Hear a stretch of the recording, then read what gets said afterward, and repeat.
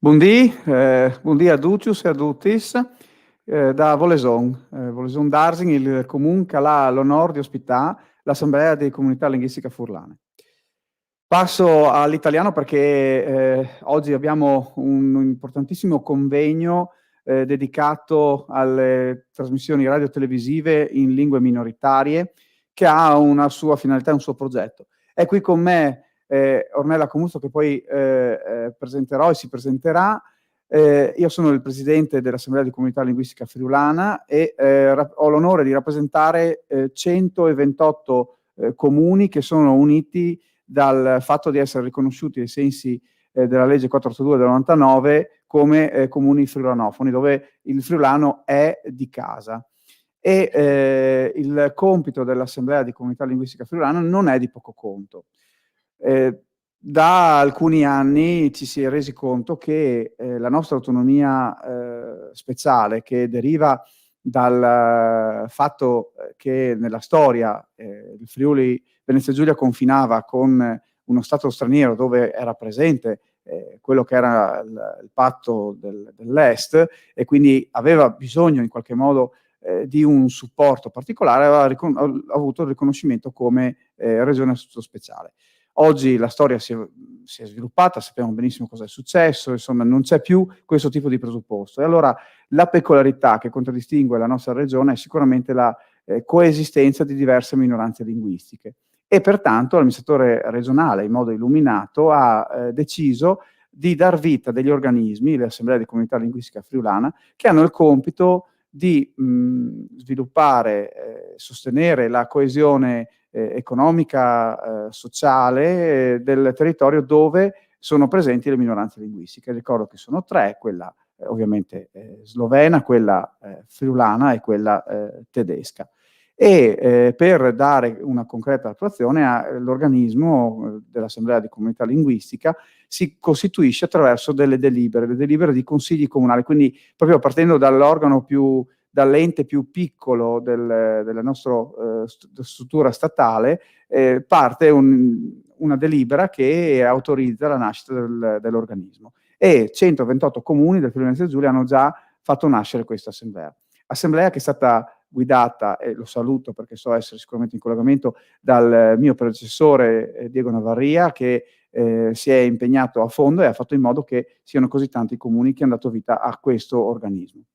E per sviluppare le peculiarità delle minoranze linguistiche, dal punto di vista soprattutto di quello che è il parlare quotidiano, è fondamentale allearsi con altri organismi e altri enti. Per fare che cosa? Per cercare di sviluppare la lingua friulana. E uno degli strumenti più preziosi è la televisione e la radio. E una volta si diceva che gli italiani hanno imparato a usare, a parlare l'italiano grazie a Mamma Rai. Ecco, allora quello che noi ci riproponiamo è fare in modo che i friulani continuino a parlare il friulano anche attraverso la radio-televisione. E così ci siamo alleati, trovando per strada innanzitutto tanti sindaci che hanno sottoscritto un paio di anni fa una petizione in occasione della scadenza di una convenzione importante, che è quella che prevede un impegno da parte dello Stato di sostenere la RAI affinché la RAI eroghi un servizio di informazione e di intrattenimento in friulano, e questa convenzione è nuovamente in scadenza, scadrà il 29 di aprile. E allora per orare, insomma, avanzare una richiesta di ulteriori risorse, soprattutto di ulteriori servizi, insieme ad altre realtà, innanzitutto l'amministrazione regionale, che oggi sarà rappresentata nei suoi due organi più importanti, il Consiglio regionale e la Giunta, ha sempre appoggiato questa battaglia dei sindaci. E poi si sono alleate da lungo tempo, perché prima ancora che nascesse l'Assemblea di Comunità Linguistica Friulana, l'Arlef e la Società Filologica Friulana. E insieme a loro abbiamo trovato anche la partnership della RAI, in particolare della RAI della sede regionale, che ci ha permesso di un po' addentrarci in quello che è un mondo tutto da scoprire della RAI, che è fatto di tantissime strutture e alle quali ci si rivolge per erogare questo servizio è estremamente importante, perché sappiamo che senza questi mezzi di comunicazione e di informazione sicuramente il nostro stare insieme è più complesso e più difficile.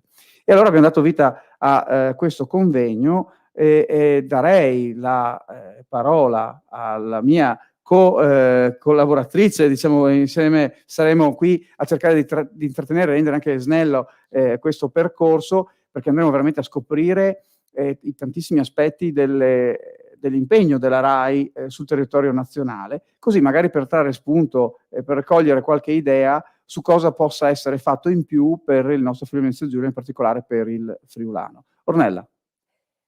Bene, mandi a tutti, benvenuti a queste convigne. Us porti saluti dal direttivo dell'Assemblea delle Comunità Linguistiche Furlane. Buongiorno a tutti, benvenuti anche da parte mia. Ho l'onore di portarvi i saluti dell'Assemblea della Comunità Linguistica Friulana. Quella di oggi, come ha detto il presidente Maurmair, è un'occasione molto importante, molto significativa a nostro avviso, perché faremo il punto di qual è la situazione delle lingue minoritarie nell'ambito delle trasmissioni radiotelevisive. Tutti noi sappiamo quanto i mezzi di comunicazione di massa siano importanti nell'ambito della tutela e della valorizzazione delle lingue minoritarie e ovviamente in particolare conosciamo il ruolo della televisione, di quanto sia importante anche per il sostegno dei parlanti di queste lingue.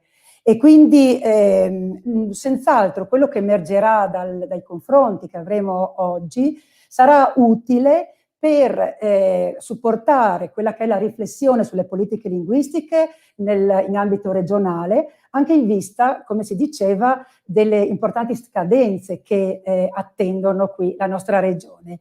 Io passerei subito a dare la parola per i saluti istituzionali ovviamente, al presidente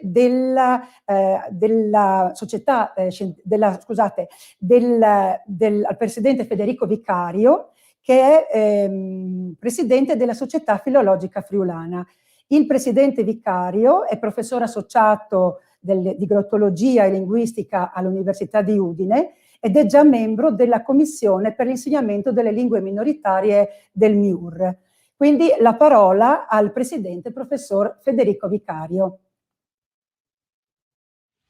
Un cordiale saluto a Marcus Maurmair, presidente della Comunità Linguistica Furlane. Lo ringrazio dall'invito a partecipare a questi incontri. Un saluto anche al direttore Guido Corso dalla nostra sede regionale. E naturalmente a tutti che partecipano, che portano la loro voce a questo dibattimento. È un momento importante, lo vi già detto, ho discusso proprio dal progetto culturale, naturalmente dalla promozione della lingua e della cultura furlane, non solo per radio naturalmente, ma anche per la televisione, che è un lavoro importante. E io tengo, naturalmente non è neanche compito della Società Filologica Furlana che di occuparsi dalla maniera migliore di tradurre trasmissioni da dall'impianto normativo che però ho tempo per a confermare la nostra plena disponibilità a collaborare con la sede RAI regionale, ma anche con gli altri soggetti che si occupano di lingue e di cultura furlane per produrre e per promuovere materiali che rendono interessanti naturalmente tutto l'ambito culturale dalla promozione della nostra identità. Grazie. Benissimo, grazie al professor Federico Vicario, il quale ovviamente ha portato i saluti al presidente Maurmair, al direttore Corso e a tutti noi che siamo qui collegati per questo importante convegno. Ha riaffermato l'intenzione, la disponibilità della Società Filologica Friulana a divulgare, a sostenere tutti i materiali che possano contribuire a valorizzare la lingua e la cultura friulane. Il prossimo saluto istituzionale è quello del presidente dell'Arlef, Eros Cisilino, Il presidente Cisilino è stato assessore vice sindaco del comune di Mereto di Tomba, è stato anche consigliere provinciale di Udine ed è l'attuale presidente dell'ARLEF, l'agenzia regionale incaricata di gestire le politiche linguistiche del Friuli. Al presidente Eros Cisilino la parola. Buondì, parti saluti dall'Arlef, agenzia regionale per la lingua furlana, ai relatori di chi sta convegna e al pubblico che non sta seguendo in chiesa. Di buon furlan e cirdi la subito al cuore del discorso e us fas una domanda. Qual volerà essere il rapporto che la RAI ha varato ai prossimi anni con la lingua furlana? Volerà essere tra i migliori in Europa o volerà impegnarsi di manco? In Europa hai vinto i bei esempi che sono rappresentati dal Galles e dai Paesi Baschi. Loro hanno due emittenti televisivi che trasmettono in lingua locale 24 ore su 24 e anche le loro radio trasmettono 24 ore su 24 in lingua locale. Ecco, noi vi di che appaio come esempi e vi di arrivare a che risultati lì. E vi già cominciato a lavorare insieme tra regioni, tra Presidenza del Consiglio dei Ministri e tra RAI chiaramente. Spero che questo lavoro a partire dai buoni risultati dal giro di un team a Vonda Court e us auguri di continuare su questo grande lavoro impegnativo, ma sicuramente che darà le risposte che i furlani in questo momento stanno fortemente domandando. Un saluto dall'ultimo, col saluto tradizionale furlan, calè mandi. Mandi Eros e grazie di cuore per le sue parole che sono sicuramente molto stimolanti. Gli esempi che abbiamo in giro per l'Europa sono chiaramente uno degli obiettivi, uno degli auspici, uno dei desideri che tutto il popolo friulano non può che immaginarsi di perseguire. È chiaro che abbiamo anche già una certa presenza sul territorio nazionale e oggi andremo veramente a scoprirla a fondo con tantissime testimonianze. Sono numerosi sia gli interventi in diretta che anche alcuni registrati. Sono pertanto veloce nel dare la parola. Ricordo che è in collegamento anche la Confederazione delle Organizzazioni Slovene che salutiamo insomma per il loro supporto e soprattutto per la loro fratellanza in questo impegno di sostegno delle minoranze linguistiche. Parliamo di minoranze linguistiche e quindi c'è un partner fondamentale per il nostro territorio che è l'amministrazione regionale, in particolare la Giunta che ha incaricato l'assessore Pierpaolo Roberti, a cui cederò la parola e che ringrazio per innanzitutto il fatto di continuare a credere nel nostro progetto di Assemblea di Comunità Linguistica Friulana, di sostenerci e di averci messo nella possibilità di avere una struttura per essere operativi tutti i giorni. E poi gli chiedo anche di portare un abbraccio di cuore al presidente della giunta regionale, Massimiliano Federiga, per il lutto che ha toccato lui in prima persona e la sua famiglia. Ma per sentire quali sono gli indirizzi, insomma gli auspici e le attività che la Regione farà nell'interlocuzione con la RAI in particolare, passo la parola all'assessore Pierpaolo Roberti. Grazie Presidente, buongiorno a tutti i relatori e un saluto anche ovviamente a chi ci sta seguendo da altri siti, da YouTube, da Facebook, sta seguendo questo interessantissimo convegno. L'amministrazione regionale intanto ritiene che questa sia una battaglia non per il friulano, sia una battaglia della regione appunto, di un'intera comunità regionale. Questo non soltanto perché quando parliamo di comuni friulanofoni e comunità friulanofone parliamo del 50% circa della popolazione del Friuli Venezia Giulia, ma perché, come si ricordava prima e come il presidente di ACLIF ricordava prima, noi dobbiamo la nostra specialità e dobbiamo salvaguardare la nostra specialità anche grazie al fatto e soprattutto grazie al fatto che questa è una regione in cui insistono diverse comunità linguistiche. Questa è diventata la ricchezza, la peculiarità del nostro territorio. Grazie a quella peculiarità noi possiamo garantire sul nostro territorio e per la nostra amministrazione un grado di autonomia che altre regioni ovviamente non hanno, e quindi dobbiamo continuare ad investire sul settore delle lingue e delle culture presenti sul nostro territorio. Lo facciamo con costanza e con impegno, con diverse attività di carattere normativo. Lo facciamo in prima persona attraverso attraverso Arlef, che ovviamente è l'agenzia e il braccio operativo dell'amministrazione regionale per le politiche linguistiche sul territorio, ma lo facciamo anche sostenendo ulteriori organismi, in parte istituzionali come ACLIF, che appunto è l'assemblea dei comuni in cui insiste la comunità friulanofona, o con altri enti, e prima saluto anche lui, ha parlato il presidente della Filologica Friulana. Ovviamente questa è una di quelle realtà che con il sostegno dell'amministrazione regionale può portare avanti le politiche linguistiche sul nostro territorio. Un sostegno che non mancherà mai, e l'abbiamo dimostrato, non lo diciamo, non sono solo parole, l'abbiamo dimostrato anche in questo periodo di crisi profondissima, una crisi pandemica che, come sappiamo, è diventata immediatamente anche una crisi di carattere economico, ma non abbiamo nessuna intenzione di retrocedere su quella che dal nostro punto di vista è una battaglia di tutela e di libertà per i cittadini del Friuli Venezia Giulia, che siano di lingua italiana, che siano di lingua friulana, che siano di lingua slovena o tedesca.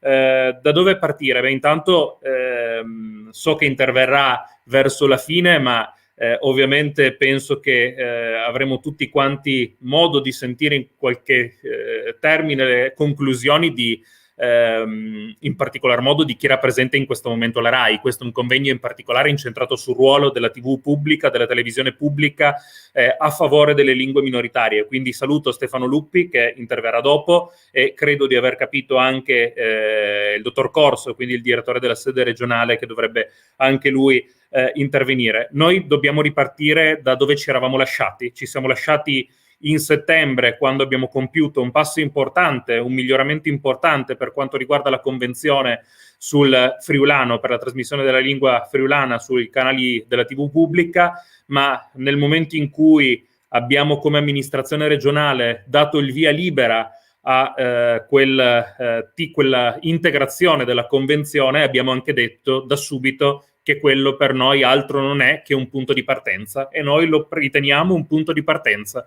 E condivido perfettamente le parole del presidente dell'Arle, Ferro Cisilino: un'amministrazione deve tendere al massimo possibile, sempre, e combattere fino all'ultimo minuto perché quel massimo possibile venga raggiunto, e quindi il massimo possibile in questo caso non può che essere l'esempio, anzi i due esempi che ha citato prima, con delle TV pubbliche locali che trasmettono 24 ore su 24, 7 giorni su 7, nella lingua che viene abitualmente parlata in quel territorio. Non sarà qualcosa che sicuramente raggiungeremo dall'oggi al domani, ma passo dopo passo, senza retrocedere mai e con grande determinazione, quello è l'obiettivo per il quale continueremo a puntare e a lottare. Bene, grazie veramente di cuore, Assessore, per le sue parole. Mi permetto di aggiungere una considerazione che è doverosa.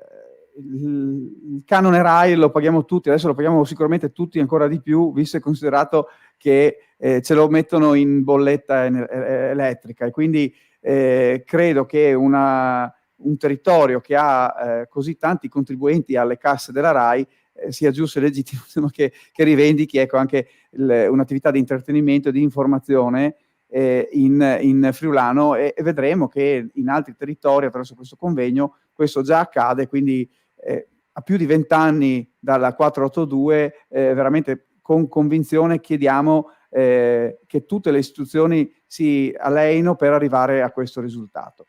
E lo salutiamo, non so se poi rimarrà in collegamento, ma eventualmente lo potrà chiedere di intervenire quando vorrà l'assessore. E direi che con Ornella adesso entriamo un po' in quello che è il cuore del convegno, iniziamo a capire intanto un inquadramento giuridico e poi affronteremo di volta in volta le singole regioni. Ornella.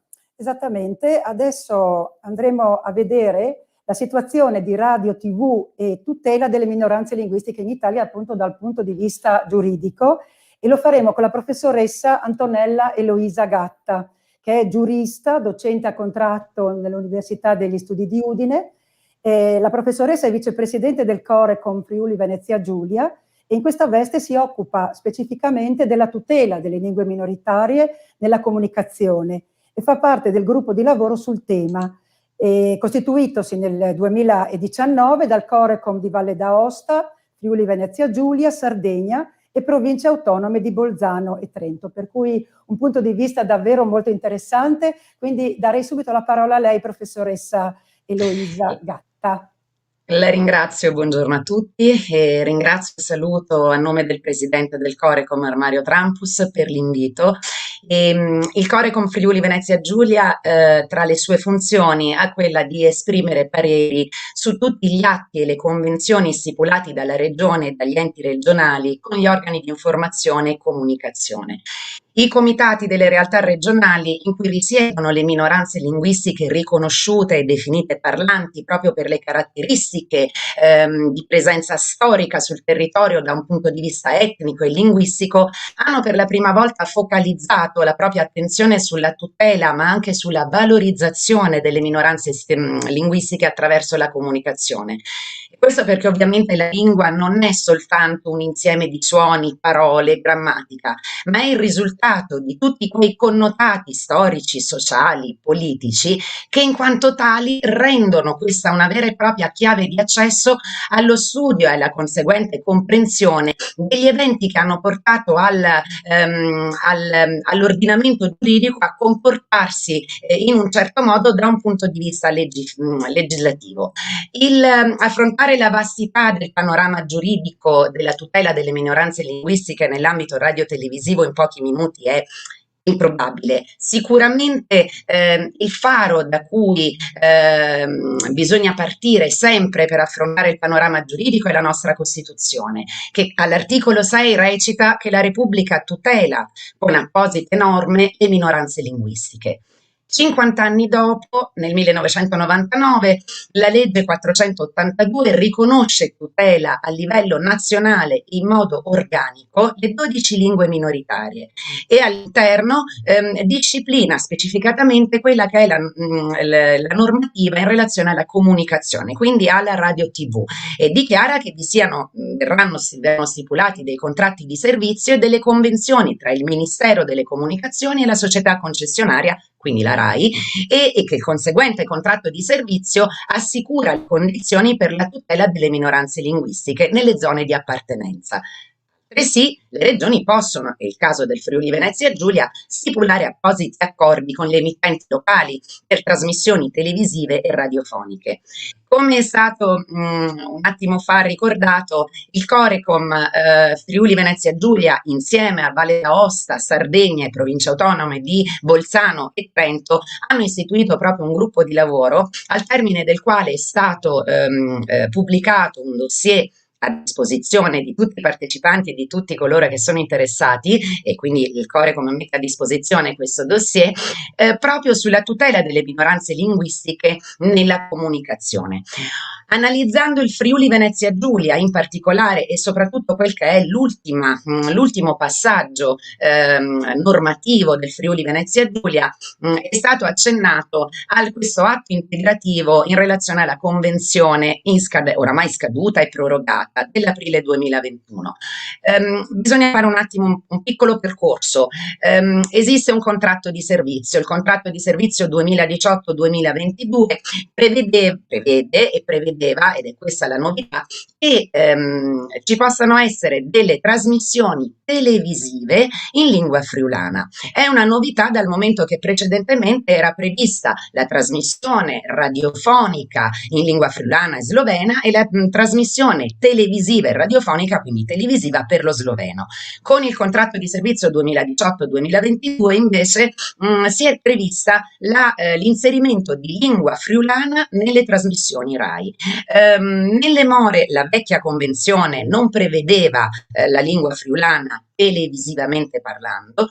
Il Corecom si è in qualche modo interessato con tutti i partecipanti a far sì che la regione, la RAI e meglio ancora il contratto la nuova convenzione risultasse adempiente al contratto di servizio, e così nelle more della stipula della nuova convenzione, che come si diceva è già scaduta, è prorogata, ma oramai in aprile si dovrebbe rinnovare, ai fini della tutela della lingua friulana e al fine di assicurare quelle che sono le ore di trasmissione televisive, è stato stipulato un atto integrativo che ha previsto queste ore integrative in lingua friulana.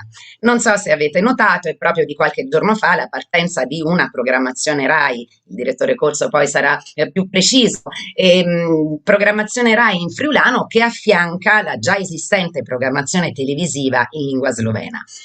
Sicuramente è stato piantato un seme in vista della nuova convenzione che verrà stipulata, come dicevo, a breve, e il Core come organo di controllo vigilerà sull'adempimento del contratto di servizio e si augura che questo seme abbia la possibilità e i mezzi per crescere sempre più rigoglioso.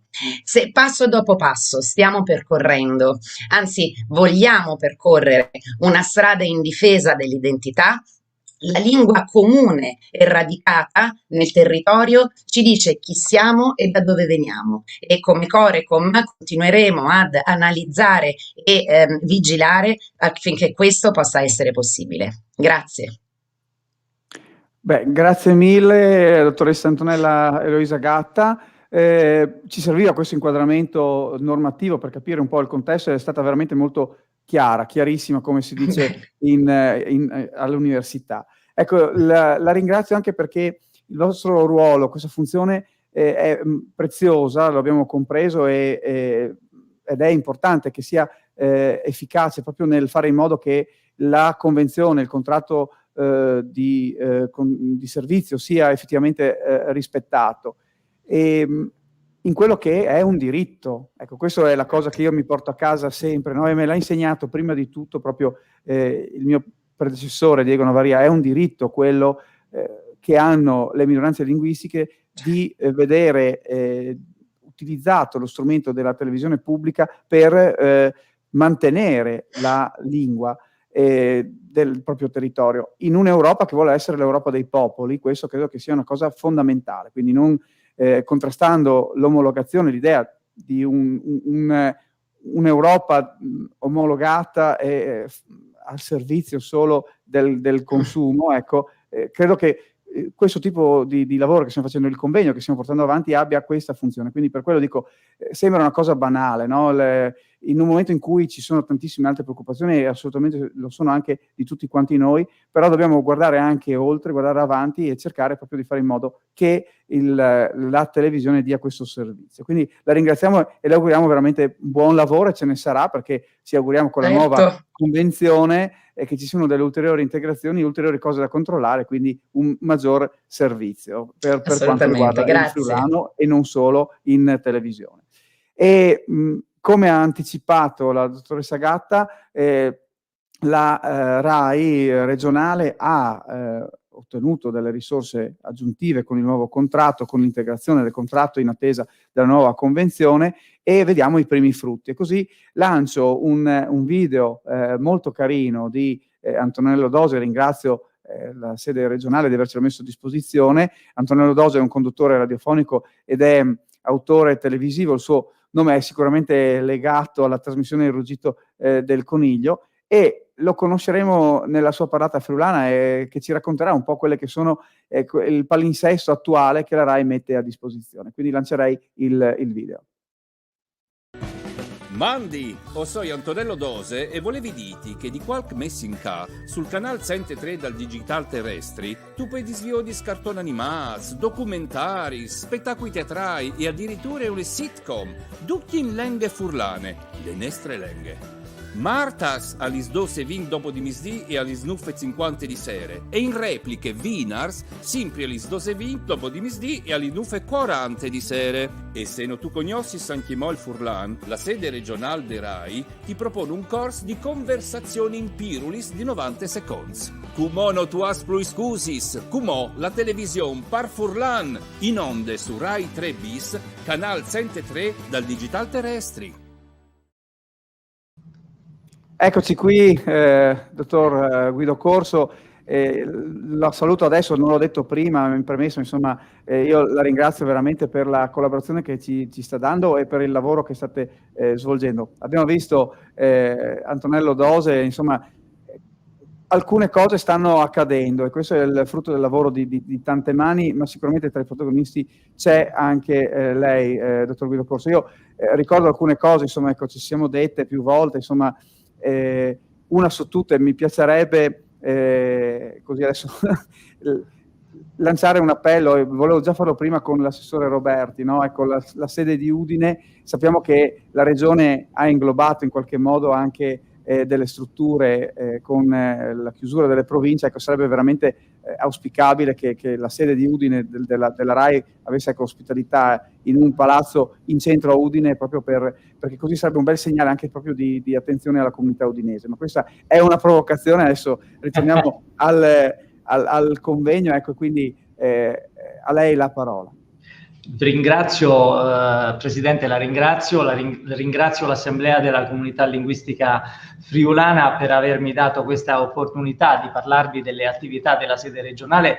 Ringrazio e saluto le istituzioni e soprattutto saluto tutti quelli che ci stanno seguendo su questa piattaforma. Vado subito al dunque, seguendo un po' l'esempio del Presidente Cisilino. La sede regionale del Friuli Venezia Giulia, in maniera simile alle altre due sedi che sono oggi qui rappresentate, anche alla sede, quindi a Aosta, Bolzano e anche Cagliari, è differente, si differenzia dalle altre sedi regionali a livello nazionale, poiché comprende intanto più di una redazione giornalistica e poi delle strutture di programmazione.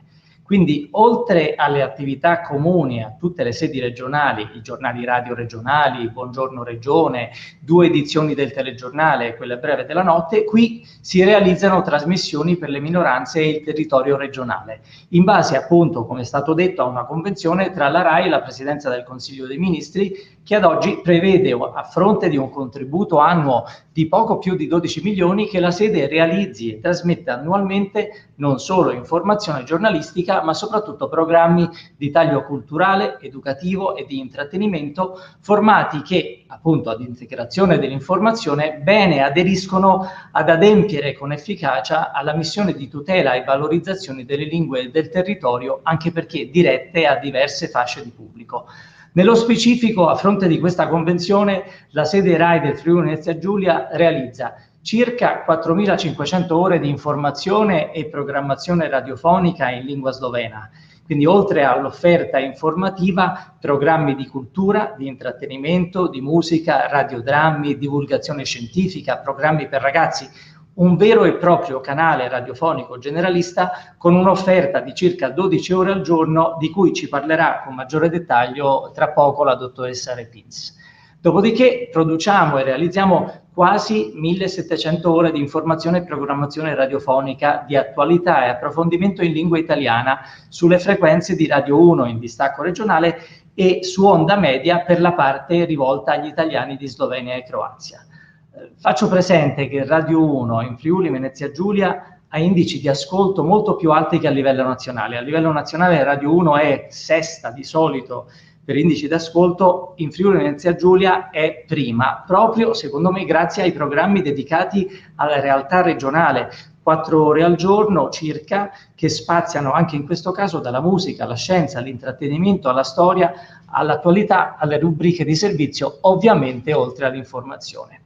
Dopodiché la sede realizza circa 200 ore di informazione e programmazione televisiva in lingua slovena, consistenti in un telegiornale al giorno, e poi programmi culturali, dibattiti in studio, registrazioni di concerti e spettacoli teatrali, programmi specifici per ragazzi, tutto in onda sulla terza rete bis, canale 103 del digitale terrestre. Veniamo al friulano. 120 ore di programmi radiofonici e 30 ore di TV in lingua friulana, con particolare attenzione all'attualità e all'approfondimento culturale.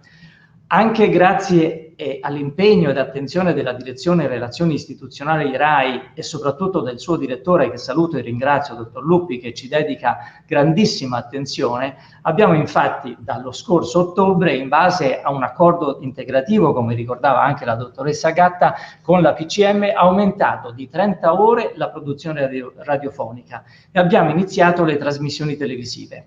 La sede è entusiasta di questo incremento, proprio perché ritiene risponda meglio alle esigenze della comunità regionale.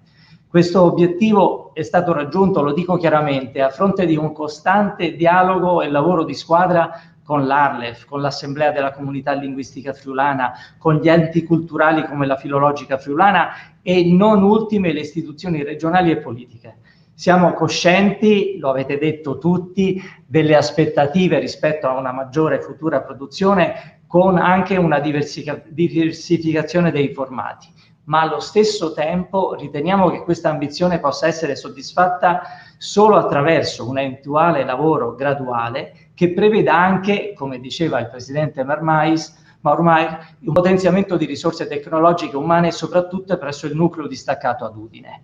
Nei mesi passati, e qui ritengo veramente doveroso un ringraziamento alla responsabile della struttura di programmazione, dottoressa Gioia Meloni, per il suo impegno e capacità nel lanciare questa nuova offerta televisiva, nonostante si trattasse di un filone produttivo praticamente da avviare da zero, siamo stati comunque in grado di fornire un'offerta di valore. La trasmissione è iniziata a ottobre, noi siamo già stati in grado di mandare in onda dei prodotti di qualità diversificati per target di riferimento e quindi sono state messe in onda opere teatrali, spettacoli musicali, documentari storici, sitcom di nostra produzione e anche dei brevi cartoni animati della RAI doppiati in friulano. La convenzione, è stato detto, è in regime di proroga fino al 29 aprile 2021, in attesa di una discussione con la Presidenza del Consiglio tesa forse anche a verificare la necessità di eventuali integrazioni, ed è al vaglio della Presidenza del Consiglio dei Ministri, proprio in base all'importante volume produttivo della sede, l'idea di formulare il prossimo documento di convenzione con uno specifico riferimento alla programmazione del Friuli Venezia Giulia e non più in condivisione con altre regioni. Volevo aggiungere, per dare un quadro completo, che oltre agli impegni di convenzione, la sede trasmette annualmente circa 50 ore di programmazione televisiva in lingua italiana in onda su Rai 3 in distacco regionale e in replica sulla terza rete bis. Sempre sulla terza rete bis, nell'accordo Rai RTV Slovenia, la sede garantisce la ritrasmissione in lingua italiana e slovena di telegiornali prodotti dall'RTV di Capodistria, della principale edizione del TG di Lubiana, nonché della realizzazione del magazine Links, coprodotto con la sede di Capodistria della Radio Televisione Slovena. Tale accordo prevede anche uno scambio di altri programmi di interesse comune, legati solitamente alla condivisione storica culturale di eventi, storie di confine, ritratti di personaggi locali. Inoltre, da circa 30 anni, le due strutture di programmazione della sede partecipano, in coproduzione con i colleghi di Bolzano, come sentiremo dal collega Longati, e altre 4 emittenti pubbliche dell'Est Europa, alla realizzazione del magazine televisivo Alpe Adria.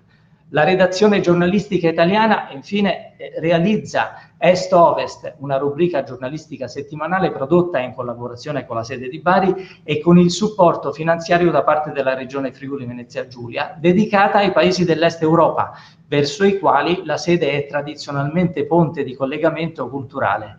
Il magazine va in onda su Rai 3 a diffusione nazionale con ottimi indici di ascolto.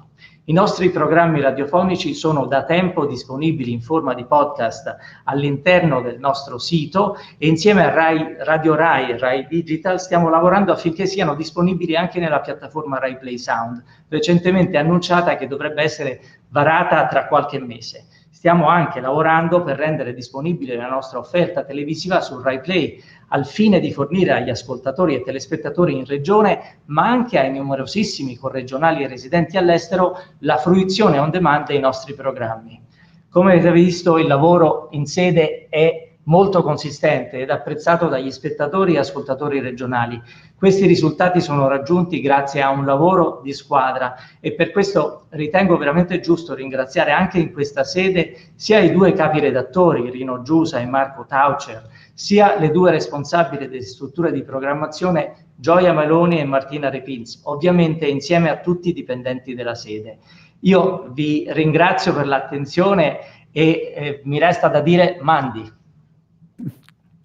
Mandi anche a lei. Sono andato veloce perché c'era tanto da dire, quindi scusatemi, ma sono andato ma è stato assolutamente efficace. Ricordo, ecco, così ho l'occasione del gancio, che poi tutto quello che stiamo dicendo verrà ripreso e sarà disponibile e fruibile come ormai consente la tecnologia, no?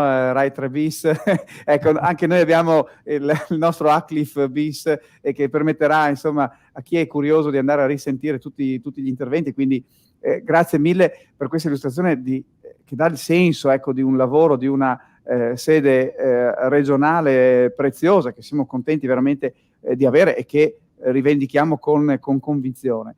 Ovviamente noi, come faccio mie le parole dell'assessore Roberti, non potremo accontentarsi, perché altrimenti questo non è il nostro ruolo, ecco, e quindi è chiaro che ci auguriamo nel tempo, poi insomma lo vedremo anche nelle altre esperienze a livello nazionale, che ci sono questioni anche di palinsesto, di orario, insomma, ecco, di dove infilare le varie attività, e poi ovviamente la struttura che rivendica il dottor Corso, insomma, sicuramente bene. Ci auguriamo che magari anche nei prossimi concorsi sia previsto che le assunzioni siano magari con un punteggio in più per chi magari il friulano già lo parla e magari anche lo scrive. Ecco, questo potrebbe essere potrebbe permettere di creare un corpo del personale tale per cui i servizi poi possono essere redatti velocemente in tutte e due le lingue utilizzando la stessa persona, e quindi dando anche valore al fatto che il friulano è insegnato anche a scuola, insomma, ecco, quindi ha questa valenza.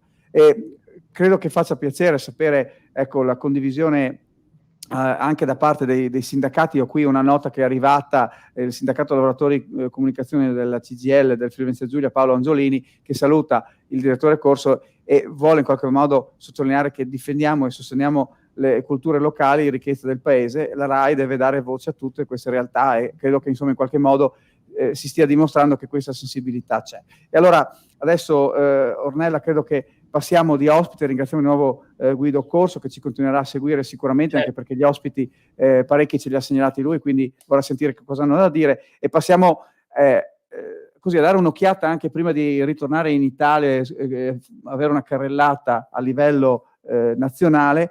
Capiamo bene, ecco, l'ha introdotto il presidente Eros Cislino dell'Arlef, e adesso sentiamo dal direttore William Cislino che cosa accade a livello europeo. Sì, esattamente. Adesso vogliamo aprire una finestra sulla situazione europea, appunto con il direttore William Cislino, il quale ci parlerà proprio delle lingue minoritarie delle televisioni in Europa. Il direttore Cislino è giornalista, pubblicista, autore di vari saggi e monografie sulla tutela giuridica delle minoranze linguistiche, sulle politiche linguistiche, sul friulano in modo particolare. Come si diceva, è direttore dell'Arlef e dal dicembre 2020 siede anche nel direttivo del Network Europeo delle Minoranze Linguistiche con sede a Bruxelles, per cui chi meglio di lui per illustrarci questo punto di vista. A lei, direttore, la parola. Grazie Ornella, pardabon grazie all'Assemblea di Comunità Linguistiche Furlane per aver mettuto ad un questo momento di condivisione e di riflessione. Ho particolare soddisfazione a parlare di questo argomento perché anche mi ricorda che la prima volta che partecipai ad una riunione per il friulano in RAI era il 2001, 20 anni fa, grazie a una delegazione molto trasversale politicamente che ai tempi aveva organizzato l'onorevole Arnaldo Baracetti, che mi piace ricordare qui perché è stato uno dei grandi sostenitori e che si è battuto moltissimo per il friulano in Rai. Mi è stato chiesto in pochi minuti, in 6 minuti, di ricordare quali sono le migliori esperienze a livello europeo per quanto riguarda le lingue minoritarie nelle radiotelevisioni pubbliche. Cercherò di farlo, non sarà semplice. Mi concentrerò in primis su quelli che sono i 2 casi un po' più simili, i contesti sociolinguistici più simili a quelli del friulano, e che ha citato appunto il presidente dell'Arlef durante i saluti, ovvero il Galles e il Paese Basco. Perché sono simili? Perché il numero di parlanti è più o meno lo stesso dei parlanti della lingua friulana, attorno ai 600.000, alle 600.000 persone. Nel Galles esiste sia una radio che trasmette 20 ore al giorno in gallese, che si chiama Radio Cymru, ed è un satellite vero e proprio della BBC, che appunto è stato istituito. Inizialmente trasmetteva sia in gallese sia in inglese, e già da molti anni si è specializzato solo nel gallese. Negli anni '80 è stata istituita anche una televisione, anche in questo caso non da parte del governo regionale ma da parte del governo centrale di Londra, che si chiama S4C, e che è una televisione che trasmette solo ed esclusivamente per tutte le 24 ore in lingua gallese. Il governo di Londra ha puntato molto su questo strumento di divulgazione della lingua, e i finanziamenti, insomma, che vengono garantiti dallo Stato centrale in questo caso sono importanti, perché parliamo di circa 100 milioni di sterline all'anno. Una cosa molto interessante da ricordare riguardo soprattutto a S4C è che l'aver istituito una televisione in lingua gallese ha permesso di creare tutto un indotto di prodotti, soprattutto di operatori che si occupano soprattutto di prodotti per l'infanzia, che ha creato nel giro di una decina d'anni un mercato che poi è spendibile, e tuttora lo è, anche a livello internazionale. Sono noti soprattutto i cartoni animati e anche le animazioni che vengono create a Cardiff, che inizialmente vengono pensate per il gallese ma poi vengono esportate in tutta Europa, in tutto il mondo, e anche sulla Rai se ne vede più di uno. Anche nel caso gallese, come negli altri di cui parlerò, si punta molto ovviamente sull'infanzia, e si punta molto anche sull'informazione, proprio perché è sicuramente basilare l'intrattenimento, ma è importante per la lingua potersi confrontare ogni giorno con la quotidianità, e questo che fa in modo che la lingua possa stare anche al passo coi tempi. Vado velocissimo perché sono già passati più di 4 minuti. L'altro caso che è stato citato è quello del Paese Basco. Anche qui circa 600-650.000 parlanti che costituiscono una vera e propria minoranza, come anche nel caso del Galles, perché appunto i parlanti, le lingue maggioritarie sono molti di più, contrariamente al caso friulano, insomma, in cui siamo quasi metà e metà. E nel caso basco è stata istituita dal governo regionale, in questo caso, una televisione, anche in questo caso nei primi anni '80, che si chiama Euskal Irrati Telebista, o meglio, sono state istituite 2 televisioni regionali pubbliche, una che trasmette in basco, che è ATB1, e una che trasmette in spagnolo.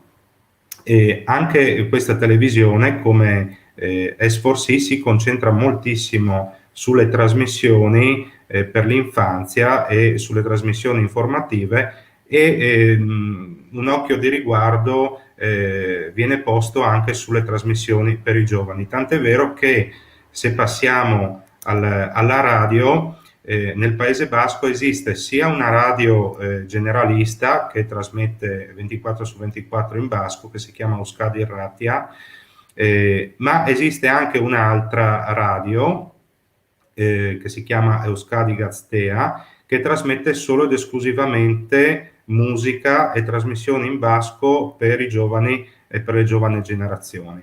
Anche in questo caso l'intervento del governo regionale, della comunità autonoma basca, è importante dal punto di vista economico. Si tratta di circa 145 milioni di euro l'anno che vengono investiti e con degli ottimi risultati, perché anche qui mi sono scordato di dirlo per quanto riguarda anche il Galles, i dati di share confermano un po' il ragionamento che faceva prima il direttore Corso, ovvero se vengono offerte delle trasmissioni di buon livello legate alle realtà locali, vengono ripagate anche dall'Auditel.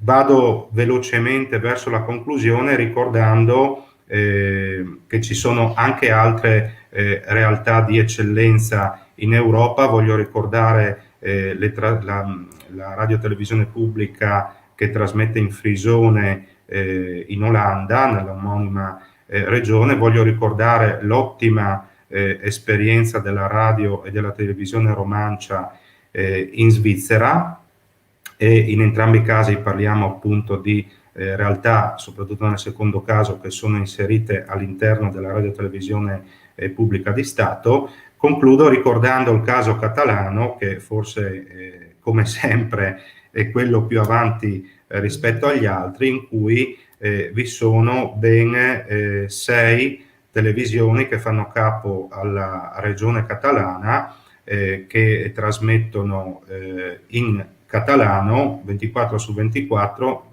una generalista che è TV3, una solo sulle news che è 3/24, una dedicata ai giovani che è TV33, una esclusivamente per i bambini che è Super 33, una dedicata allo sport e una che è stata fondata recentemente dedicata ai catalani nel mondo, con un investimento, come potete immaginare, molto molto consistente. Concludo perché il tempo che mi è stato concesso si è esaurito e ringrazio ancora per aver organizzato questo importante momento di riflessione.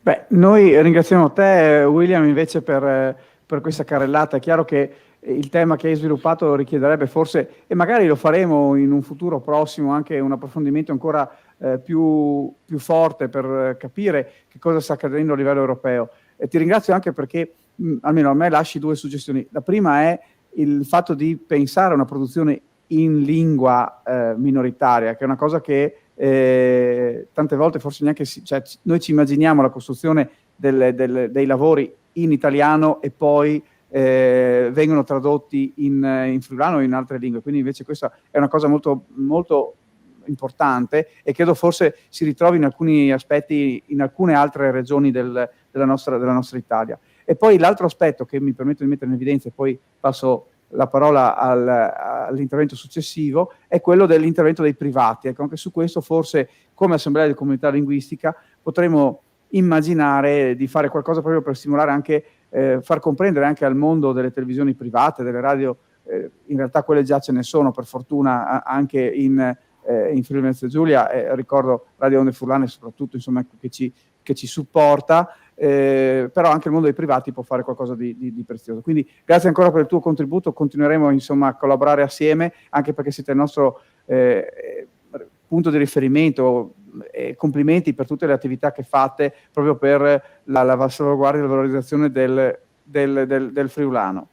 E adesso a questo punto andrei a introdurre la parte della produzione in sloveno che fa la sede regionale per quanto riguarda l'intrattenimento, e quindi vediamo un piccolo contributo, un filmato. Boštjan, lepo pozdravljen, dobrodošel. Začela bi s tvojim prvim primerom iz knjige. Taki viri energije ne prihajajo škodljivih plinov.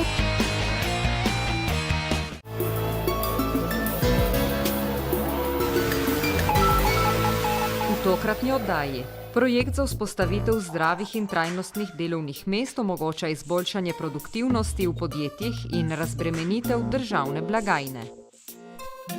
Kraški ovčar je še vedno ogrožena pasma, vendar lahko računa na navdušene vzreditelje, ki cenijo njegove odlike.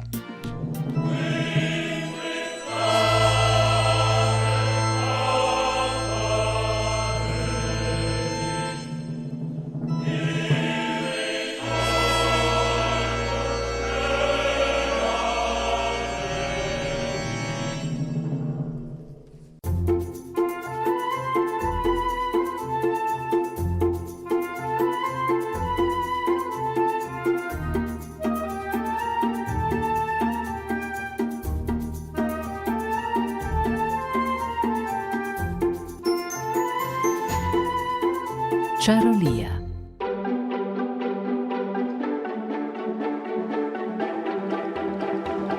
Kako pri tako pestri populaciji kot profesor ustvarjati vez s slovenskim jezikom, vez, ki bi presegala učno snov in oceno v spričevalu? Imate res veliko poslanstvo. Ja, res je težko, ker danes je slovenščina na marsikateri šoli omejena samo na sredstvo izražanja. Vplivi protipoplavne naprave Moze na ekosistem v Beneški laguni. Ohranjanje starih avtohtonih sort jabolk v Gornjem Poadižju. O nastanku in zgodovini veličastnih turističnih vil na Bledu. O skrivnem družinskem receptu za proizvodnjo madžarske sodavice. Zgodba o kamelah, ki se pasejo na gorskih planjavah v Dolomitih.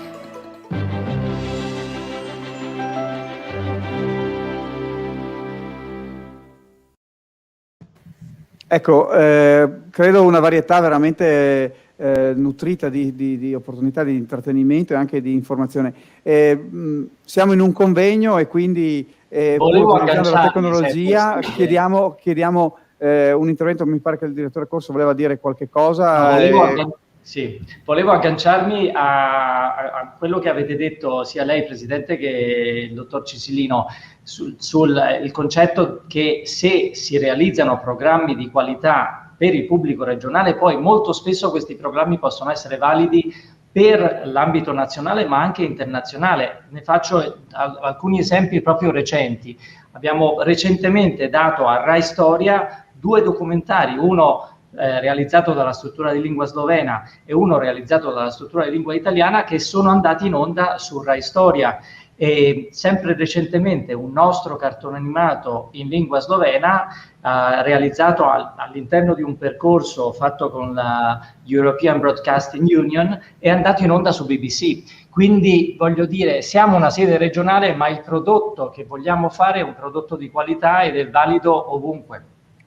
Volevo dire solo... Certo. No, ma è una giusta sottolineatura e credo che riconfermi quello che in qualche modo diceva anche William Cisillino. Quindi non so se William volevi aggiungere qualcosa o se no procederei con la nostra scaletta. Allora, procedo intanto.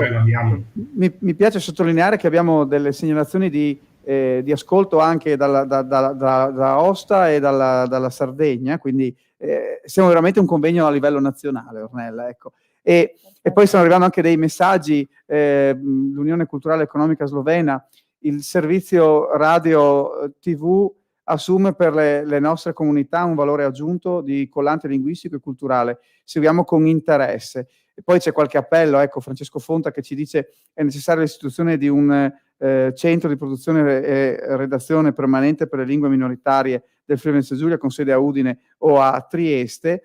E poi Rossella Malisan, se Radio 1 è prima nei dati, grazie ai programmi di realtà regionale, allora rafforzare le ore per il friulano le renderebbe ancora più salda, quindi ecco questo auspicio continua. E poi l'avevo detto che ci stava seguendo Ornella, il presidente Diego Navarria, bene la programmazione in lingua slovena, ma discriminante l'esigua programmazione in lingua friulana. Bisogna colmare la violazione di un diritto costituzionale. Ecco, Diego Novaria ormai non è più presidente, quindi lui si lascia andare anche alle sue considerazioni. Insomma, noi le riportiamo, ma adesso soprattutto andiamo a conoscere da Martina Repinc, che è etnologa, giornalista, responsabile della struttura di programmazione slovena nella RAI del Friuli Venezia Giulia, che cosa viene fatto e com'è la struttura. Vedete veramente la tantissima attività che sicuramente è nella nostra regione e ci fa piacere conoscere.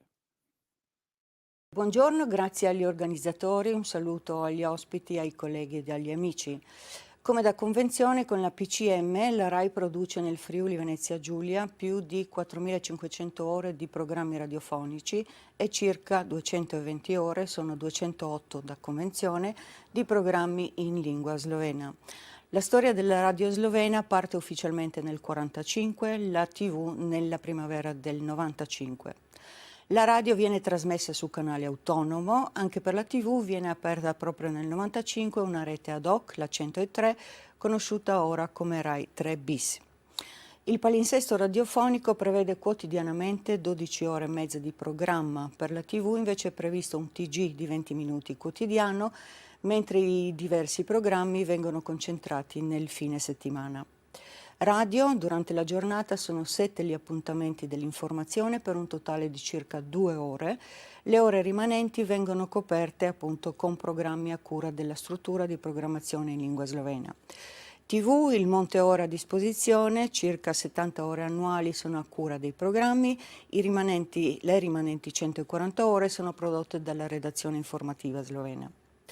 L'indirizzo di massima dei due media è di tipo generalista e i contenuti si rivolgono naturalmente agli appartenenti della comunità slovena in regione.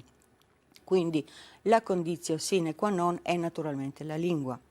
Una delle domande chiave è quella di come fidelizzare un target così ampio e vario per età, interessi, ma anche geograficamente in base all'elemento linguistico. Lo standard linguistico adottato naturalmente è quello della lingua slovena e, come tutte le lingue, vive in una costante evoluzione, qui in particolare anche per contaminazione. In regione, lungo la fascia confinaria con la Slovenia e a nord con l'Austria, si parlano ben 7 varianti di dialetto. A questa varietà linguistica aggiungo anche l'informazione di una scolarizzazione in lingua slovena molto differenziata da provincia a provincia. Se per Trieste e Gorizia il problema linguistico quasi non si pone, è la provincia di Udine ad essere molto penalizzata. Visto il già citato monte ore di trasmissioni radio e TV, è la radio quella naturalmente dove abbiamo più spazio di manovra per poter gestire in maniera godibile una varietà molto ampia di programmi e quindi anche targetizzare l'offerta in base all'orario di emissione, ma anche in base agli elementi di cui si è già parlato. Il palinsesto radiofonico prevede sia programmi registrati che anche molte ore di diretta. Il linguaggio scelto e il tipo di comunicazione con gli utenti variano anche in base a questa, che non è solo una scelta tecnica. Le trasmissioni rispecchiano l'attività di una comunità viva, quindi lavoro, tempo libero, scuola, attività extra, sociale, economia, sviluppo, politica, salute e sport, ma anche tantissima cultura nelle sue forme ed esplicazioni più varie. Mostre, musei, libri, teatro, sceneggiati originali, audiolibri, musica di tutti i generi trovano spazio in trasmissioni dedicate, così come anche la storia, la ricerca, le nuove tecnologie, il patrimonio culturale. L'accento, come da Mission, è sul locale, ma l'attenzione è ampia, quindi su temi transfrontalieri, europei e globali. Basilare la costante collaborazione con le organizzazioni di riferimento e le associazioni slovene con le quali il dialogo è sempre aperto. Già accennato all'inizio il tema della localizzazione geografica dell'utenza. In questo contesto si inseriscono ad esempio i nostri percorsi, trasmissioni dedicate alle isole dialettali slovene in provincia di Udine, integralmente realizzate nei dialetti locali a richiesta dell'utenza, ma anche nell'ottica di preservazione del patrimonio linguistico dialettale. Dando voce al territorio fidelizziamo anche il pubblico, a cominciare dai più piccoli. Ai bambini viene dedicata molta attenzione con programmi specifici, accattivanti, parlando il loro linguaggio, rallentando i ritmi, scegliendo accuratamente il lessico a loro comprensibile e coinvolgendoli in avventure che vanno oltre il sonoro che esce dalla radio, quindi all'insegna dell'interattività.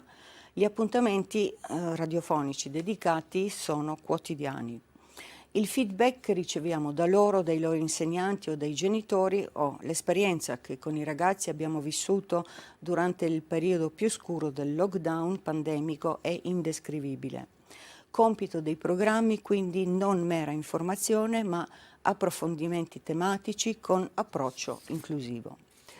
Le ore televisive in lingua slovena sono molto inferiori anche se i contenuti, similmente alla radio, vari nei contenuti e targetizzati. Mezz'ora alla settimana viene dedicata ciclicamente ai più piccoli, ai ragazzi delle elementari, delle medie inferiori e delle superiori. Avventure, brevi reportage, inserti didattici e cartoons per la prima fascia, quiz e reportage per i più grandi, infine talk show con schede illustrative a tema per gli studenti. Protagonisti proprio loro, sempre al centro dell'attenzione, anche partecipando ai programmi in video e voce. A seguire in palinsesto, sempre ciclicamente, magazine di approfondimento, talk show con inchieste, documentari, prodotti o acquisiti, film, riprese di concerti e rappresentazioni teatrali, reportage di avvenimenti sul territorio, dirette in occasioni particolari o festività. Notevole è la collaborazione con la RTV di Slovenia, con la quale mensilmente, nell'ambito della TV transfrontaliera, viene prodotto il Links Magazine, al quale collaborano 4 redazioni in sloveno ed in italiano, molto simile all'esperienza dello storico programma Alpe Adria, coprodotto dalle TV di Stato dei paesi centroeuropei e prodotto in più lingue. I programmi radiofonici sono disponibili in streaming e podcast della pagina web della sede Rai FVG FOIOK. I programmi televisivi sono da poco disponibili su Rai Play. Siamo attivi come Rai Slovenski Program anche su Facebook e Instagram. Il tema naturalmente non si esaurisce qui, ma magari si potrà affrontarlo in un altro momento, in un prossimo incontro. Grazie, čus, živio, mandi, saluti, salud, puzo. Ottimo, grazie.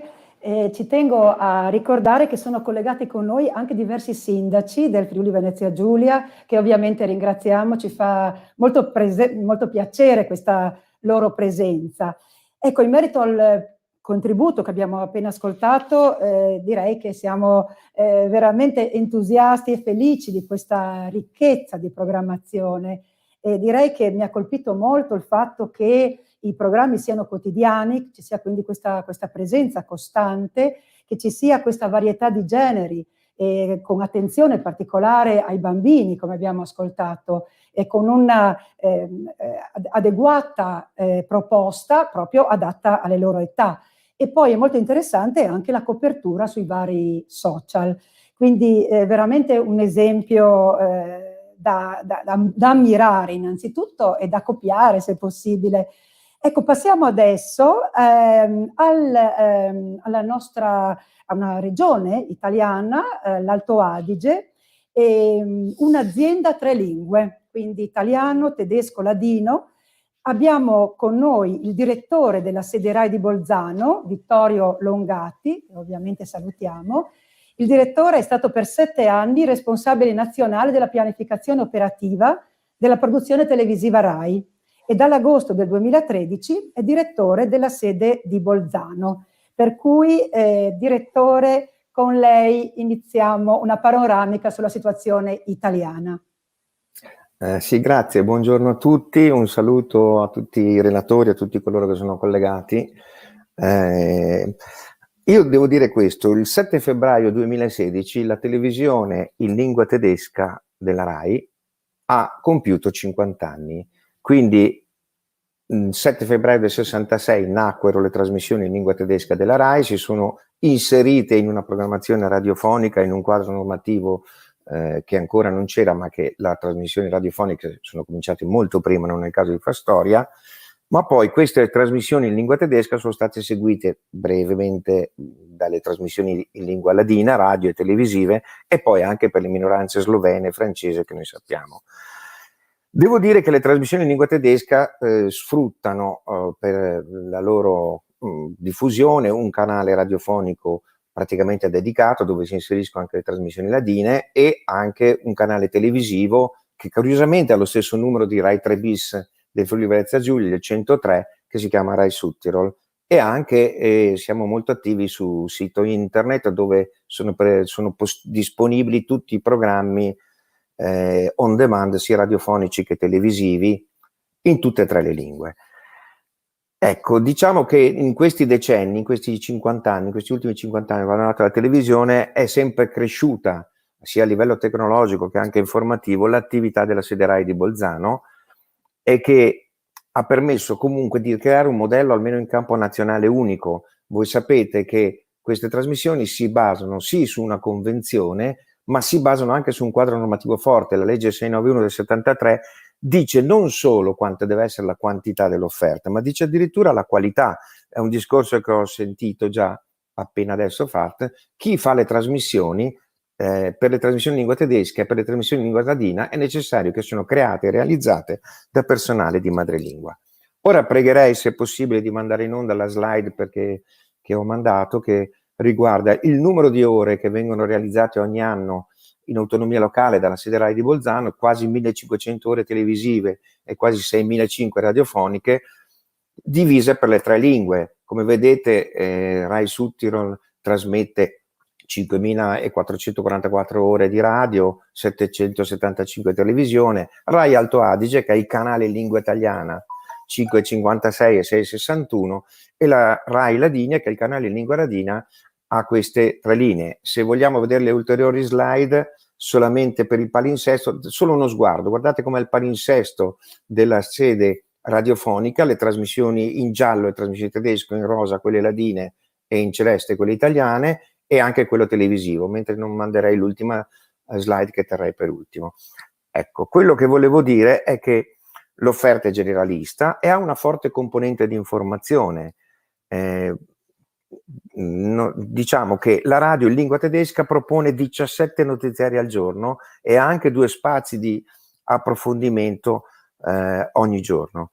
La televisione in lingua tedesca trasmette 2 notiziari di 20 minuti che non sono notiziari regionali, sono telegiornali in lingua tedesca della Rai, e quindi forniscono informazione internazionale, nazionale, locale, e anche spazi di approfondimento settimanali, mensili. Comunque la comunità altoatesina è molto forte nel richiedere questo servizio. I competitor della Rai non sono le televisioni locali, ma sono le grandi emittenti straniere, ARD, ZDF, l'ORF, che da noi sono i competitor della televisione in lingua tedesca.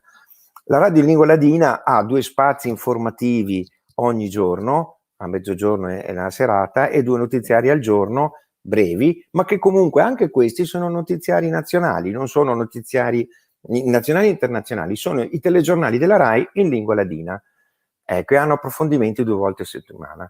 E dobbiamo anche dire che la televisione in lingua ladina è un caso unico, perché è una popolazione importante per personalità, ma con dimensioni e contenuti può disporre di 2 notiziari televisivi al giorno su una rete pubblica.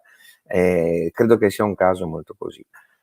Perché diciamo 3 lingue? Voi sapete che a Bolzano c'è anche la comunità di lingua italiana, e anche la comunità di lingua italiana ha seguito un pochettino lo sviluppo e ha una programmazione che è superiore a quelle delle altre regioni. Noi abbiamo veramente quello che incarniamo, quello che si dice il glocal, vediamo il mondo con gli occhi degli altoatesini. Abbiamo addirittura negli ultimi tempi, negli ultimi anni, abbiamo reso tradizionale una trasmissione di Natale che viene fatta in 3 lingue, senza traduzione, con 3 conduttori, e quindi diventa molto così importante rappresentare la comunità dell'Alto Adige. Anche, come ho già sentito in altri casi, abbiamo anche l'orgoglio di aver fatto crescere un indotto che è diventato di altissimo livello e che lavora anche per molte televisioni straniere. Abbiamo i nostri fornitori che hanno raggiunto un livello molto alto, eccetera. Comunque, Dal 1975 voi sapete che le trasmissioni in lingua tedesca e ladina sono regolate da una convenzione tra il Presidente, dalla Presidenza del Consiglio dei Ministri e la RAI. Dal 2013 la convenzione è diretta tra la provincia di Bolzano con la partecipazione del PCM e la RAI. C'è una commissione paritetica che controlla l'attuazione di questa convenzione, è diciamo così con 20 milioni all'anno, compresa l'IVA, diciamo così. Comunque la stabilizzazione e la disponibilità finanziaria ha garantito uno sviluppo anche per il futuro. Quello che volevo anche aggiungere è che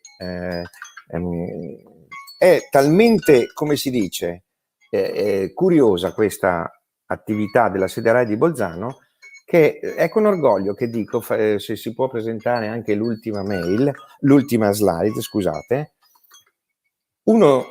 Libri sulla RAI di Bolzano se ne sono stati scritti tanti, ma tutti da addetti ai lavori. Mi ha incuriosito il fatto che uno studente di Varese, del tutto estraneo a queste realtà e poco conoscitore, abbia deciso di fare una tesi di laurea, uno studente di storia contemporanea, una tesi di laurea sulle trasmissioni regionali dell'Alto Adige, una tesi che io mi sono permesso di catturare e anche di farne un libro. Però è interessante che in tutto questo panorama, dove sono stati scritti molti libri, Guido Corso si ricorderà anche un libro per la RAI di Trieste, eccetera, ma tutti da addetti ai lavori, giornalisti, politici, eccetera, uno studente abbia studiato il panorama generale e abbia intravisto nelle trasmissioni dell'Alto Adige una curiosità tale da essere approfondita e da essere portata in una tesi di laurea. Ecco, con questo saluto, spero di essere stato abbastanza esauriente e se ci sono domande comunque posso andare avanti. Direttore Longatti, la ringraziamo tantissimo per il suo intervento.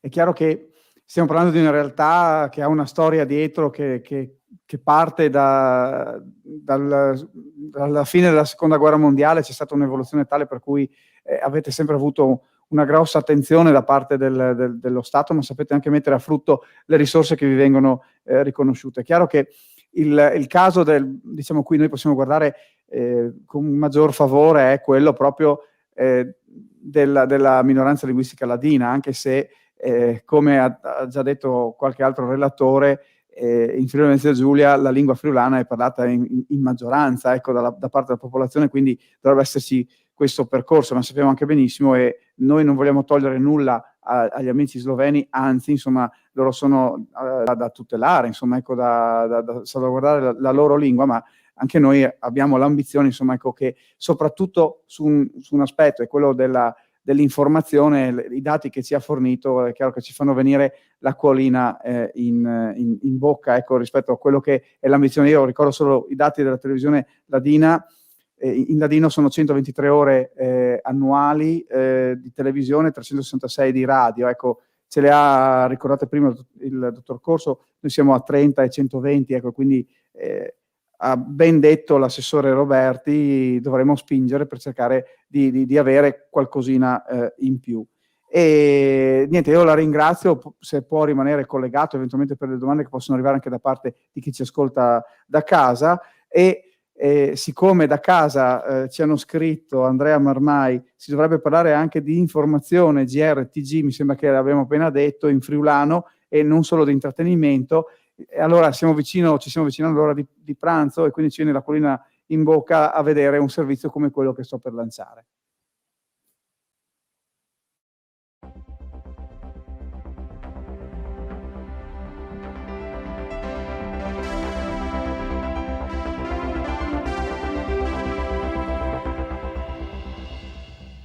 Da trailna, bună seara duccanci, banho duza ca sta a secunda edizione, in schnut baiunze d'anterater de quis arguments. Covarapa inant cui in plan sportamunt, i rappresentanti della categoria perd plan plan l'ottimism. La scominciadia por un'aiuta svelta anonime senza burocrazia incete gardana, zomholten, tiniadum casual motto. Coppa del Mondo a Cortina d'Ampaz li grazia in por la Italia con Marta Bassino cadavania dum all'austriaca Liensberger. Tutta la Italia poi in plan sportamunt nia dauri dandai 5 de märz casci che il ministro per la sanità Roberto Speranza ha sottoscritto. Tres videoconferenza sa in sara indune i rappresentanti della categoria per Baie Gildani. il Dolomiti Superski tolite 3 regions, doc il Südtirol il Trentin fova classifica orange, s'han concentrat sul Venet, che è la sola delle 3 regions de couleur giel. Man domani sera la notizia della decisione del ministro. Una decisione che non dun niente fair verso la nostra categoria. Cioè il protocollo fu approvato dal Comitato Tecnico Scientifico, è approvato internamente dalla Commissione Regioni e Province Autonome e la colorazione foghela. Ecco, direi che sembra quasi il friulano. No, molto apprezzato, ecco, il fatto che appunto i servizi siano fatti in ladino anche in telegiornali. C'è la dottoressa Gatta che voleva intervenire, quindi le diamo subito la parola.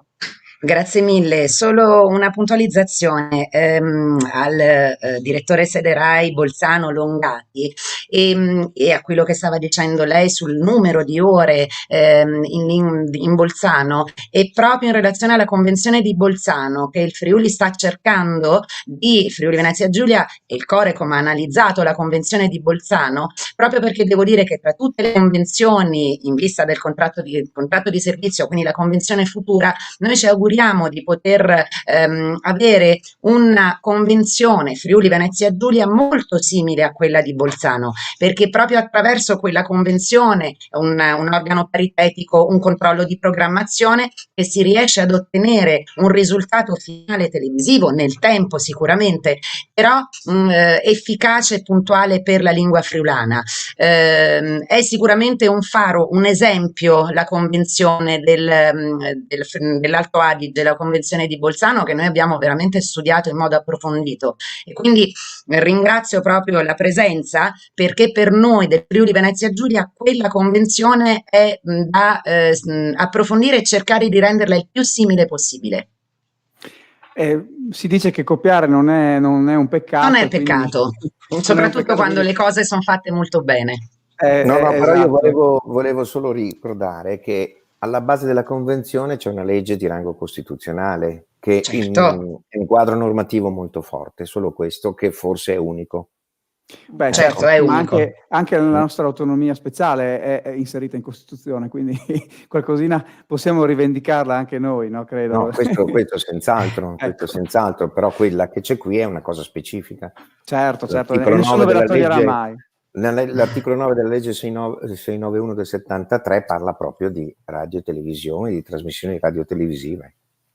Sì, assolutamente, siete proprio giustamente con un quadro normativo differente e estremamente puntuale e specializzato e specialistico, meglio ancora, siete però un punto di riferimento, ecco, questo era proprio per dire che siete un punto di riferimento convenzionale in relazione proprio alla convenzione, siete un punto di riferimento, ecco, questo per dar merito assolutamente, grazie mille. Grazie a voi, grazie. Grazie dottoressa Gatta, grazie dottor Longatti. Tra l'altro l'ha detto anche prima il dottor Corso, mi sembra proprio quello che si sta dicendo, cioè che la nuova convenzione dovrebbe essere dedicata al Friuli Venezia Giulia, insomma questo chiaramente ci Sì, o permetterebbe comunque di avere avere una particolare Certo. attenzione, proprio perché qui mi collego a lei, più della metà della popolazione del Friuli Venezia Giulia parla friulano, è un qualcosa che è peculiare di questa regione, non è solo una lingua minoritaria, è una lingua vissuta all'interno e quindi la comunicazione è fondamentale affinché questa lingua non venga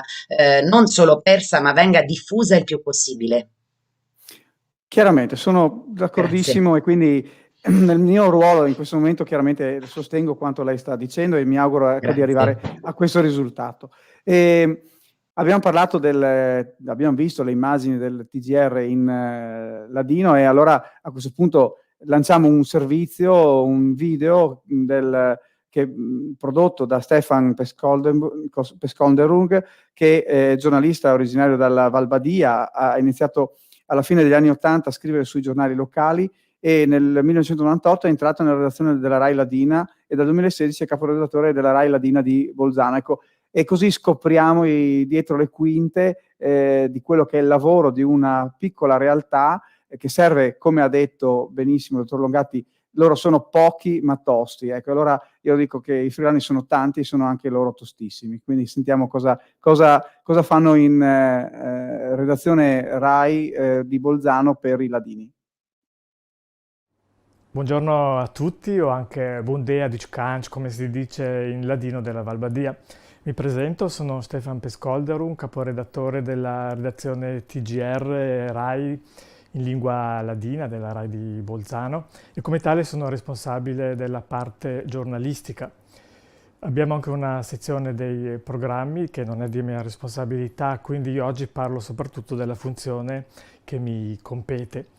Per arrivare a quella che è la redazione ladina al giorno d'oggi, l'iter è stato lungo e possiamo dire anche tortuoso, frutto di lunghe trattative. La prima trasmissione radiofonica in lingua ladina risale all'anno 1946. La programmazione ladina è poi rimasta sporadica fino al 1958, quando è stato introdotto per la prima volta un palinsesto proprio di 6 giorni. Nel 1987 poi è stata introdotta anche una struttura apposita per la programmazione in lingua ladina. Per quanto riguarda la TV ladina, un anno di importanza fondamentale è stato il 1988, è l'anno in cui sono iniziate le trasmissioni ladine, con 2 appuntamenti settimanali di 10 minuti. Ci sono poi voluti altri 10 anni e sforzi notevoli per fare un bel passo in avanti, passando da 26 a 39 ore di TV all'anno. Un anno importantissimo, il 1998, perché è stato introdotto l'appuntamento quotidiano con il TG ladino, a cui è stato dato il nome di Trail, che sarebbe l'abbreviazione di Television Rai Ladina. È stato quindi introdotto questo TG quotidiano tutti i giorni alle ore 19.55 e vorrei ricordare che si tratta anche di una posizione strategica, visto che questo TG si trova a cavallo fra la TGR italiana e la Tagesschau delle ore 20, quindi anche una buona posizione per presentare o una bella vetrina per il gruppo linguistico ladino, per presentare il nostro gruppo, la nostra lingua, cultura anche agli altri gruppi linguistici.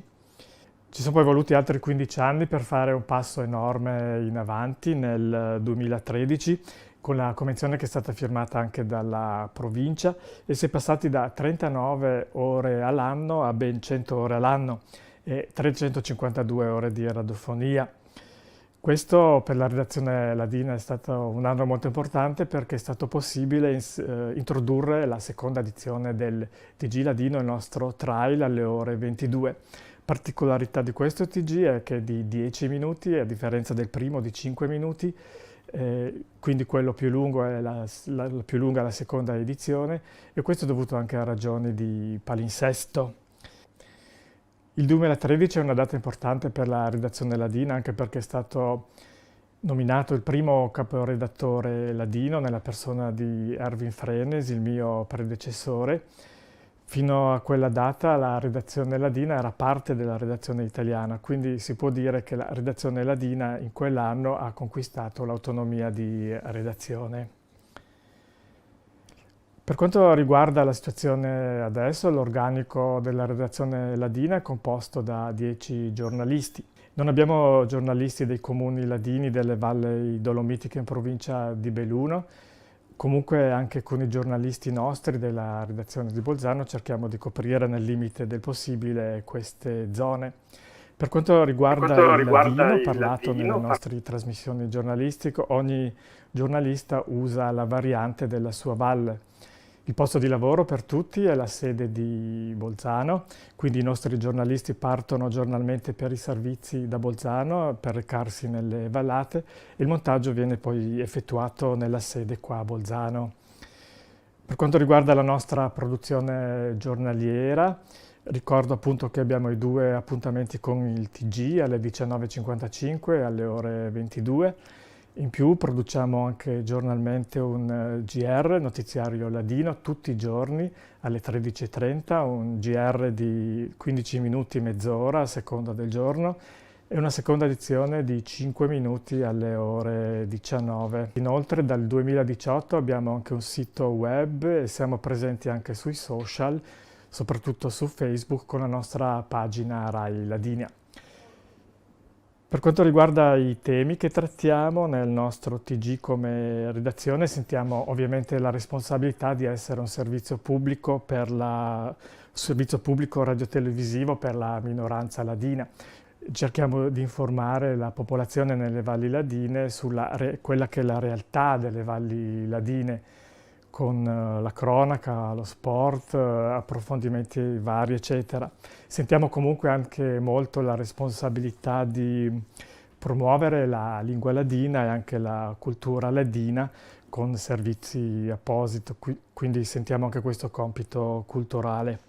Per concludere vorrei ricordare, secondo me, l'importanza fondamentale delle trasmissioni Rai in lingua ladina, quindi la parte giornalistica, ma anche i programmi per promuovere la coscienza ladina, ma anche l'uso del ladino, che per tanti anni, soprattutto da parte dei giovani, era un po' fuori moda e adesso è cambiato. Inoltre la nostra è anche una funzione importante per rafforzare l'unità fra le valli ladine. Ricordiamo che sono suddivise fra 3 province, Bolzano, Belluno e Trento, e sono anche geograficamente un po' separate. Quindi il ruolo della Rai Ladina, secondo me, va oltre quello che è il mero ruolo di informazione giornalistica. Grazie. Grazie davvero anche a lei, perché chiaramente quanto ha espresso è condivisibile al massimo.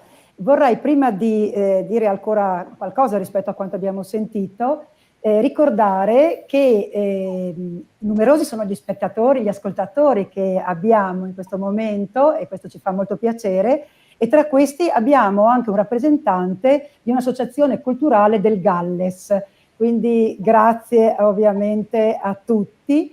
Però vedo che in video c'è anche il direttore William Cesilino che vuole intervenire, per cui a te la parola, William.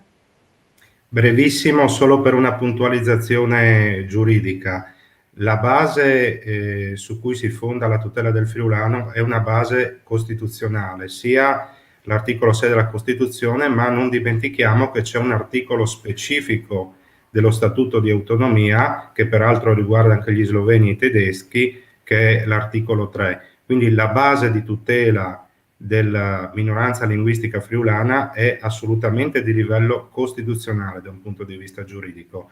Le norme di attuazione di questa base costituzionale comune, che riguarda per esempio anche i cittadini di lingua tedesca del Sud Tirolo, poi ovviamente ha delle diverse leggi attuative che nel caso del Sud Tirolo sono specifiche, nel caso del Friuli Venezia Giulia rientrano all'interno della legge 482 e del regolamento applicativo del 345-2001 relativo appunto alla 482. E poi ci sono tutti gli altri atti normativi. Mi premeva insomma sottolinearlo perché appunto anche il nostro livello di tutela è di carattere costituzionale.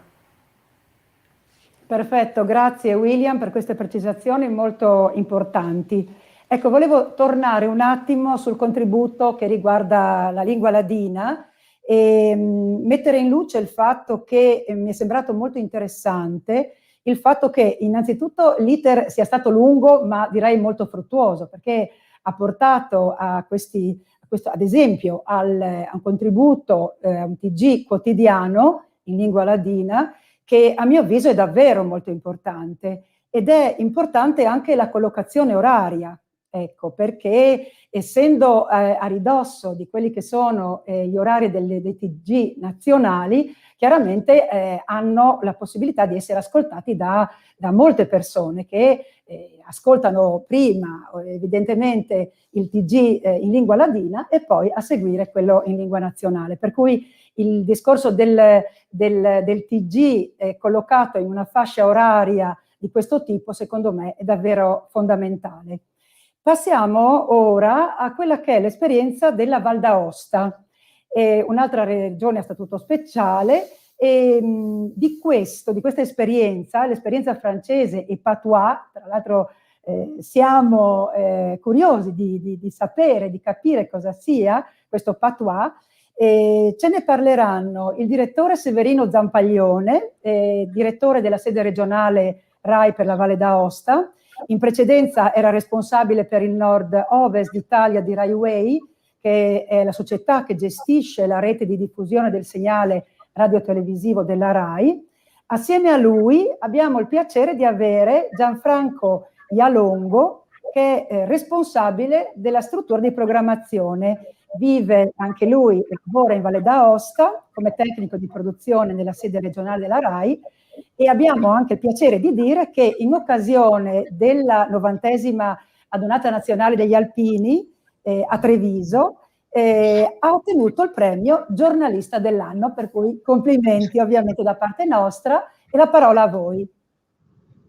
Oui, avant tout, bonjour, je vous donne la bienvenue. Quelques mots en français, je vous donne la bienvenue du siège régional de la Valle d'Aosta, de cette région qui est vraiment spéciale de tous les points de vue. Et avant tout, bonjour et merci au président, à l'Assemblée de la communauté linguistique furlane, aussi aux autorités qui sont ici présentes, aux collègues de la RAI, al nostro amico, al direttore Stefano Luppi, ai colleghi delle sedi Guido Corso e Vittorio Longati. Ci fa piacere essere stati invitati e ci fa piacere dire anche la nostra e di fare sapere che cosa facciamo in una realtà territoriale speciale, non solo, come dire, per la storia, la cultura, le tradizioni, ma anche per la posizione geografica. Pochi sanno che siamo equidistanti tra Parigi e Roma, pochi sanno che abbiamo il confine francese e il confine con la Svizzera francese che sono più vicini di quanto siamo vicini alla città più grande del nord-ovest, che è Torino. Cosa facciamo? Facciamo tante cose. Abbiamo innanzitutto due strutture all'interno della sede regionale, che sono la TGR, la redazione TGR, e la struttura di programmazione regionale, che sono entrambe bilingui. Di che cosa si occupano? Si occupano di tutela delle minoranze linguistiche, ma su quali fronti? Su quali fronti linguistici? Innanzitutto sul francese. Abbiamo una convenzione con la Presidenza del Consiglio dei Ministri da circa 2.200.000 euro l'anno, e abbiamo una particolarità unica sul territorio nazionale, che consiste in una convenzione con la Regione Autonoma per la ritrasmissione di 3 programmi francesi sull'intero territorio regionale, che sono France 2, la Télévision Suisse Romande e TV5 Monde Europe. Dicevo prima, facciamo tante cose, ci occupiamo quindi di tutela delle minoranze linguistiche,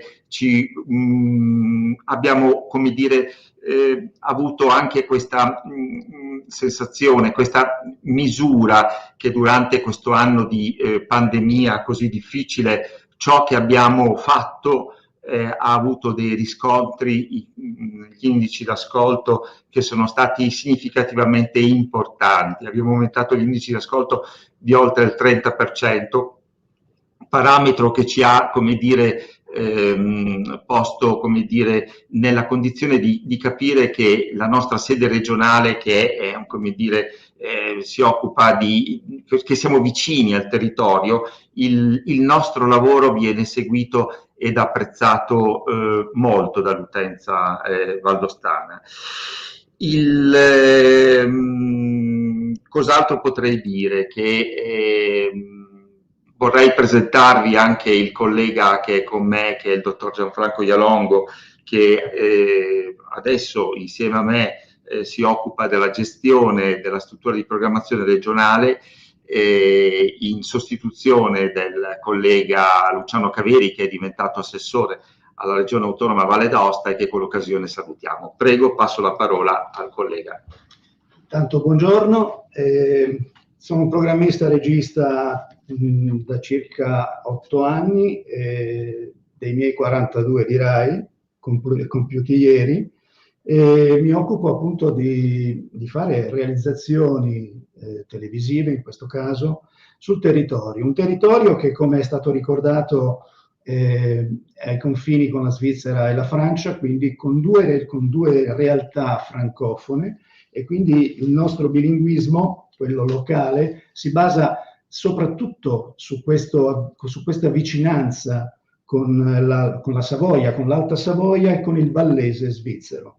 I nostri programmi nello specifico hanno a che fare con il territorio reale, quindi con l'allevamento, con la montagna, con quello che sono le realtà di una montagna che vive sul suo territorio, quindi il turismo in primo luogo, anche il turismo che in questo periodo è molto molto segnato dal fatto della pandemia, e a questo riguardo anche i nostri programmi hanno avuto un taglio che coinvolgesse questo aspetto reale sia in lingua francese sia in lingua italiana, di questo aspetto reale, dicevo, che sta toccando tutta Italia, tutto il mondo in questo senso, e noi nello specifico nella nostra piccola regione. Una piccola regione che ha nel suo territorio i 4.000 più alti delle Alpi, e quindi una regione che vive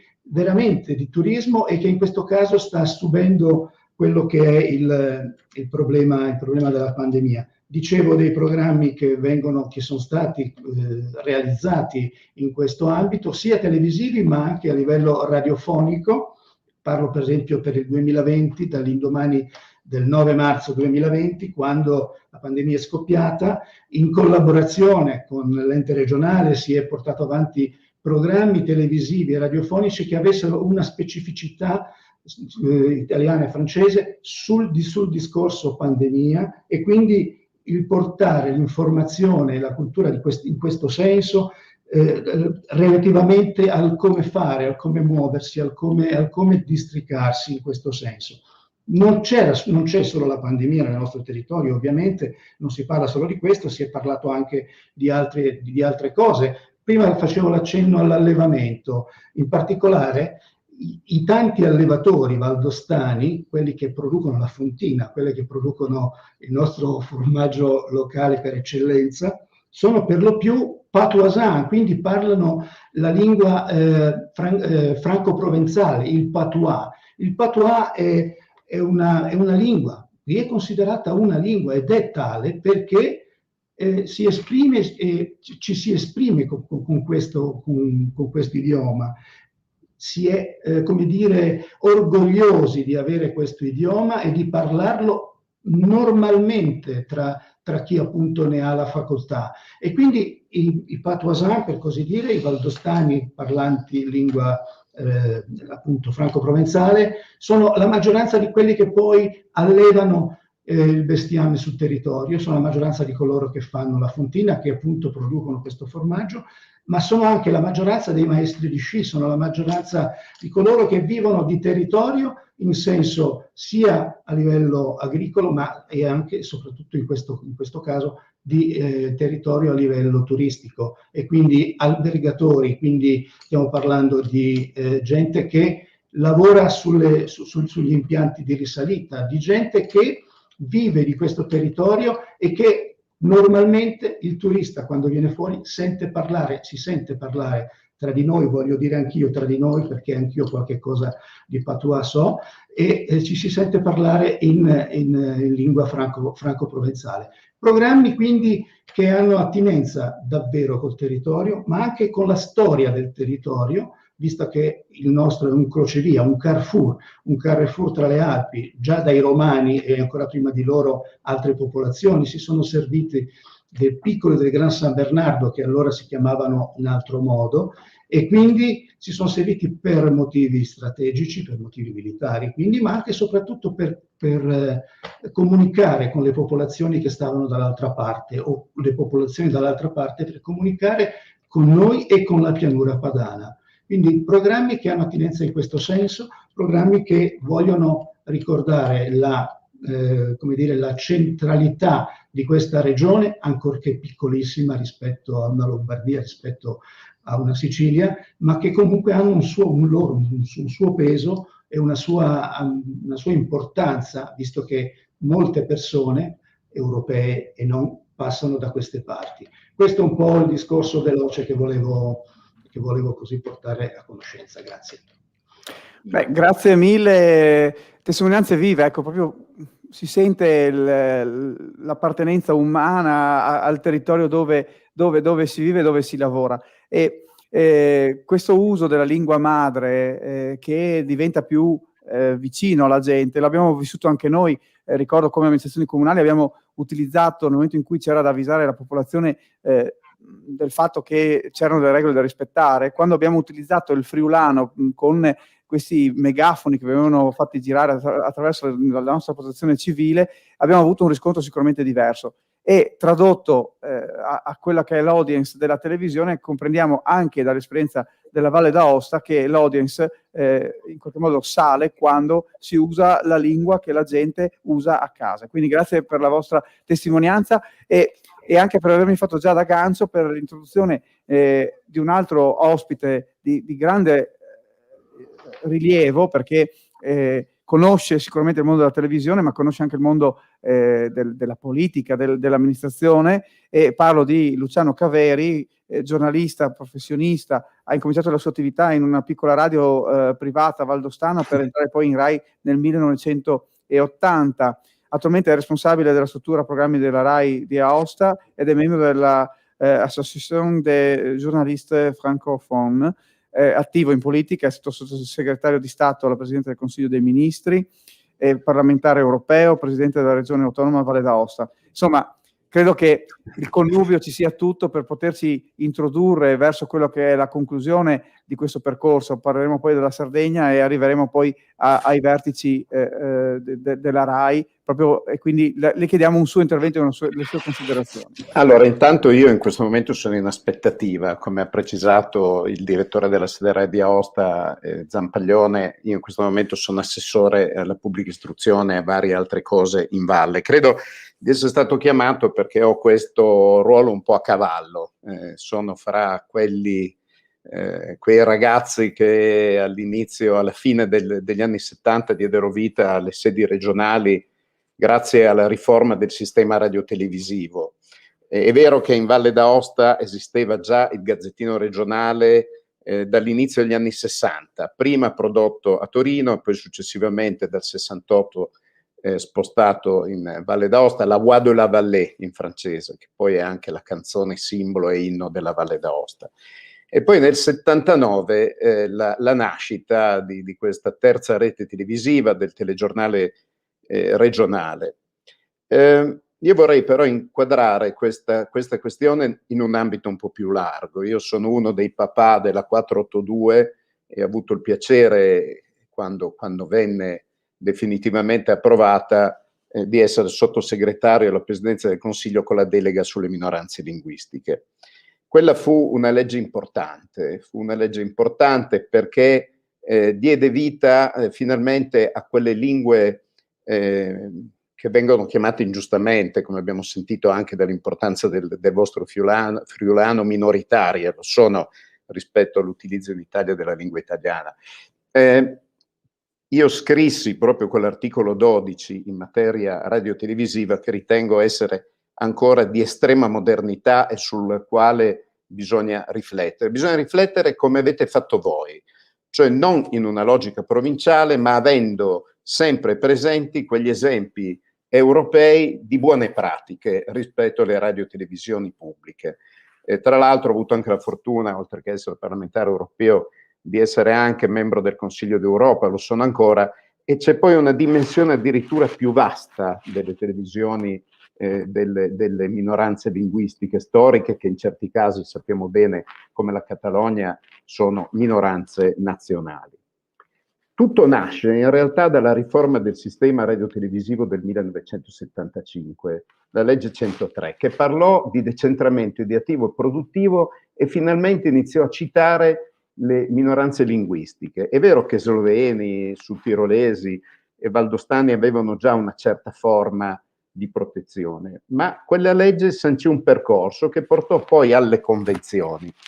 Su questo bisogna intendersi, le convenzioni sono importanti, anche noi come Valle d'Aosta ci accingiamo, probabilmente staccandoci, perché oggi c'è una convenzione unica Friuli Venezia Giulia Valle d'Aosta che giustamente va divisa, però bisogna partire da un presupposto.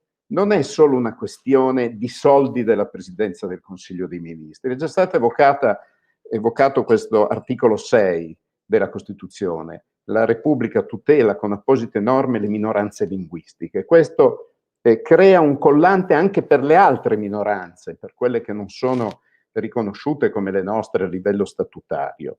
E nel caso della Valle d'Aosta la legge di tutela delle minoranze linguistiche storiche ha anche sdoganato, perché non c'era lo statuto, questo franco-provenzale.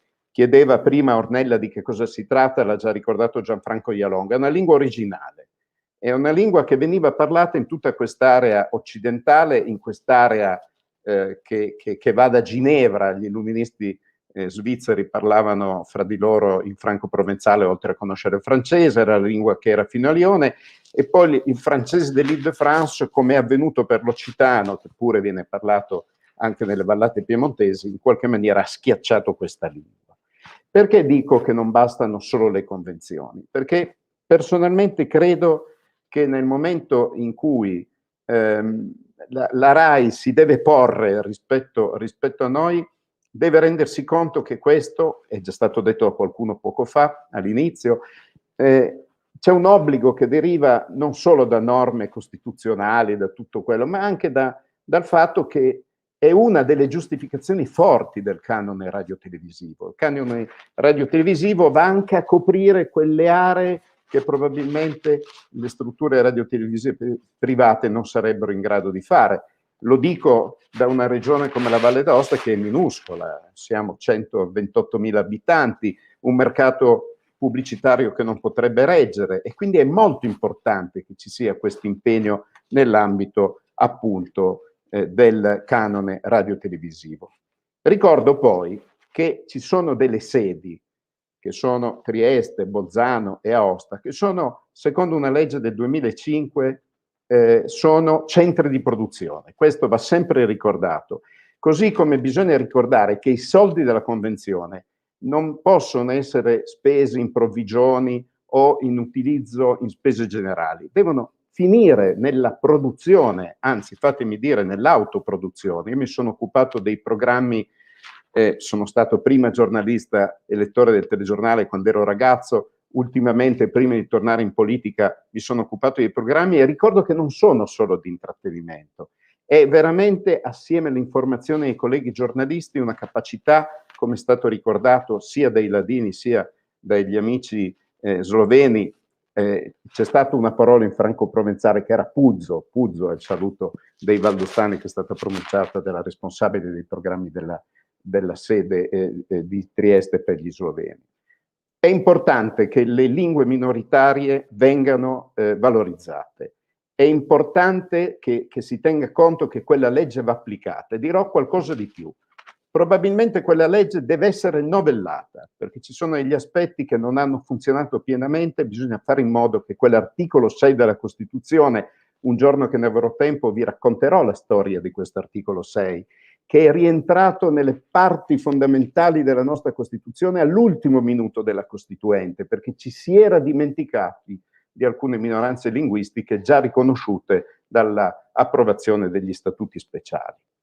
Quindi la mia speranza è naturalmente che nella mia Valle d'Aosta si possa riconoscere pienamente, anche se già lo si fa, l'utilizzo del franco-provenzale, che ci sia un'attenzione verso le altre lingue della Valle d'Aosta, che sono le due parlate germanofone della Valle dell'Isse, i cosiddetti Walser, un popolo che ha diverse comunità intorno alle Alpi. Ci vuole un maggior ruolo delle regioni, lo dico come assessore regionale, rifacendomi anche a quel che è stato detto dai rappresentanti del Consiglio regionale e dall'assessore competente del Friuli Venezia Giulia. Nel caso della Valle d'Aosta anche la speranza di avere finalmente dei podcast che possano consentire di risentire le cose, e Rai Play è sicuramente la piattaforma più interessante. Un ultimo cenno. Finalmente per i giornalisti in Valle d'Aosta, come nelle altre sedi, ci sono state delle chiamate, dei concorsi che potrebbero portare ad aumentare il numero dei giornalisti locali. Negli ultimi anni anche ad Aosta ci sono stati molti giornalisti provenienti dall'esterno, talvolta con nessuna conoscenza della lingua francese, scarsa conoscenza della cultura locale. Non lo dico per sciovinismo, non credo che noi dobbiamo rinchiuderci nei nostri confini, però non può accadere neanche l'inverso, cioè avere degli interpreti della realtà locale che non la conoscano. Questo vale a maggior ragione per i programmisti, registi, che invece realizzano le trasmissioni nel settore della programmazione. Io vi ringrazio molto, devo dire che sono amico dei friulani, quando vengo da voi mi sento a casa. In Valle d'Aosta abbiamo dei valdostanissimi che però hanno fondato il Fogorar Furlan, perché essere friulani è qualcosa che resta sempre anche nelle generazioni successive. Mandi, Luciano Caveri, grazie mille per il suo articolato intervento e con tantissimi spunti sui quali ritorneremo. Ecco, andremo a rivedere sicuramente i tanti argomenti che ha sollevato, la ringrazio. Tra l'altro ci saluta l'onorevole Guido Petarin che è qui di Gorizia e che la saluta anche perché dice che la conosce direttamente. Grazie. E auspica un maggior spazio alle lingue minoritarie, insomma è quello che lei ha detto. E mi piace leggerle un testo che è arrivato da Francesco Ciavattone, che è di Aosta, non so se è un suo conoscente, ma pare che faccia il paio con quello. Sì. Ecco, quindi infatti sottolinea che sarebbe performante approntare una convenzione cornice tra le regioni con principi comuni su cui poi innestare le varie peculiarità. Ecco, quindi quello che lei stava dicendo, insomma, forse anche una novellata alla 482, tutte quelle norme di riferimento sicuramente ci potrebbero stare. Poi capiremo anche bene quel riferimento che ha fatto rispetto all'utilizzo dei fondi per la produzione piuttosto che altro, insomma questo magari ci dirà qualcosa anche chi seguirà. Grazie mille veramente. E adesso Ornella abbiamo un altro, cambiamo regione, voliamo in Sardegna. Voliamo in Sardegna, senz'altro per l'ultima esperienza che riguarda il nostro territorio nazionale. E lo facciamo col presidente di Confindustria e Radiotelevisioni, l'associazione delle imprese dei settori dei media audiovisivi e radiofonici, Francesco Angelo Siddi, ex consigliere di amministrazione RAI, originario della Sardegna, dove tuttora vive, giornalista professionista dall'83. È stato prima presidente, poi segretario generale della Federazione Nazionale della Stampa. È stato anche consigliere Corerat, quindi Comitato Regionale Radiotelevisione della Sardegna, poi componente della commissione editoria presso la Presidenza del Consiglio dei Ministri e consigliere di amministrazione RAI. A lei la parola, Presidente. Grazie, ben agattaus. Vi saluto in sardo, ben trovati perché ve lo meritate davvero e ce lo meritiamo di questa bella giornata che avete organizzato per le lingue minori, che però noi, come voi, consideriamo la lingua di casa e quindi la lingua principale, la lingua di cui non avere timore alcuno, ma con cui esprimerci più direttamente, dialogare nel mondo, da italiani e da europei. Per la Sardegna, che dire? La Sardegna è l'ultima arrivata nel processo delle convenzioni RAI. Non è stato un processo semplice, pur avendo la Sardegna alle spalle una lunga tradizione di sardo in RAI e anche di programmazione sarda. Già da subito dopo la guerra, direi, visto che ci fu una radio militare, allora Radio Brada, che diede per prima l'annuncio della fine della guerra, e in Sardegna su quella esempio si costruì Radio Sardegna, ancora non c'era la RAI di oggi, e aveva un po' di tutto, italiano e RAI e sardo, avendo potuto contare su intellettuali della Sardegna, ma su futuri grandi dirigenti della RAI o grandi conduttori come Biagio Agnes e come Iacobelli. La sarda ha avuto una lunga tradizione di programmazione sarda, prima ancora della riforma del 75 che molti di voi hanno ricordato. Poi pian piano ci fu un allentamento, paradossalmente quella riforma che doveva aumentare lo spazio per le regioni, a un certo punto fece morire la programmazione regionale, aumentando l'informazione regionale, questo sì, ma la fece morire per oltre 10 anni, tra il 94 e il 2001, 2002, 2003. Fu la Sardegna a volere di nuovo il sardo in RAI, allora capo redattore Cannas, presidente della regione Soro,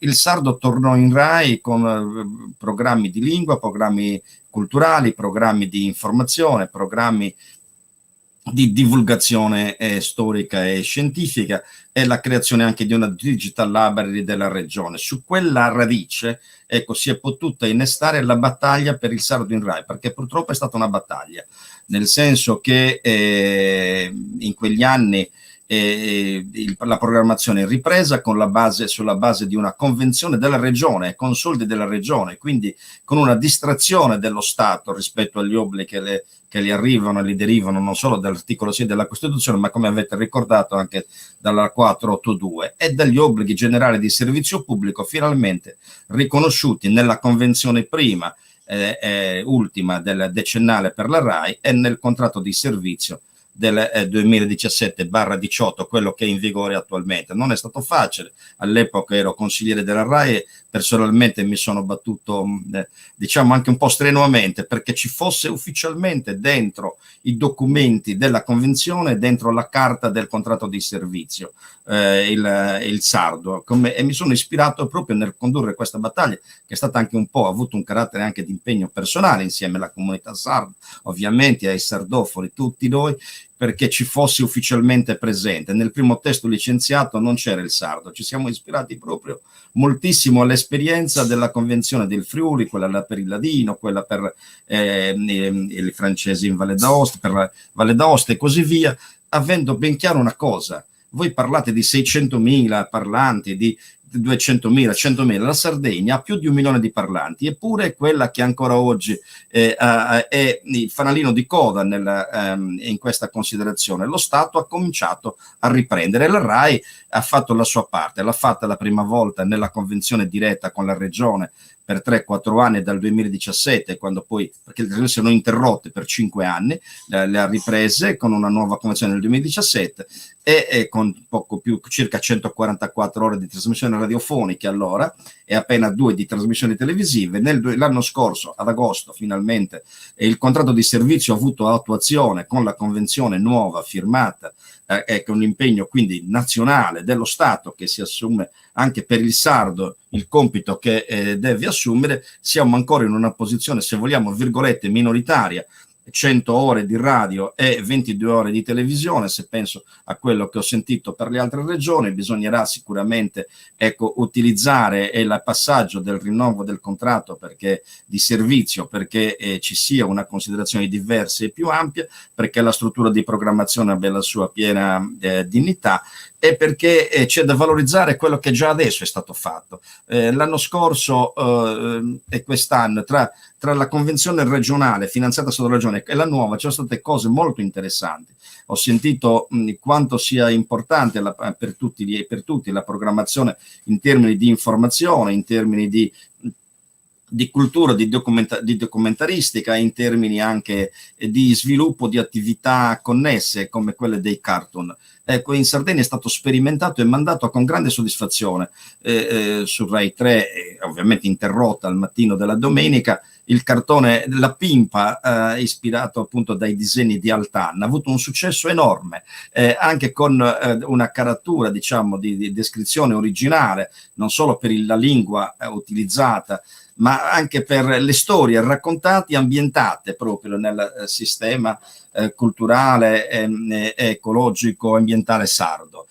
Quest'anno nella nuova programmazione assistiamo a delle cose interessantissime, una documentaristica straordinaria sulle case dei ladri, diciamo così, che poi, per dirlo a voi, in realtà sono is domus dei ladri, ecco, che poi viene Elisa lei, diventano ladri, e si tratta della costruzione delle case fatte di fango e paglia di una volta, che quando le visitò il re Umberto dopo un'alluvione, sentì dire che, traducendo direttamente in maniera un po' stramba dal sardo all'italiano, le case di ladri, dice bisogna andarsene subito, che qui è un posto poco simpatico. Invece no, sono le case, le antiche case rurali, con un documentario straordinario presentato proprio nell'ambito di questa programmazione di cui stiamo parlando, così come la ripresa la riproposizione del canto a Boro, il canto dei tenore, una trasmissione dedicata non solo al sardo parlato, che ha due varianti principali, il logudorese e il campidanese,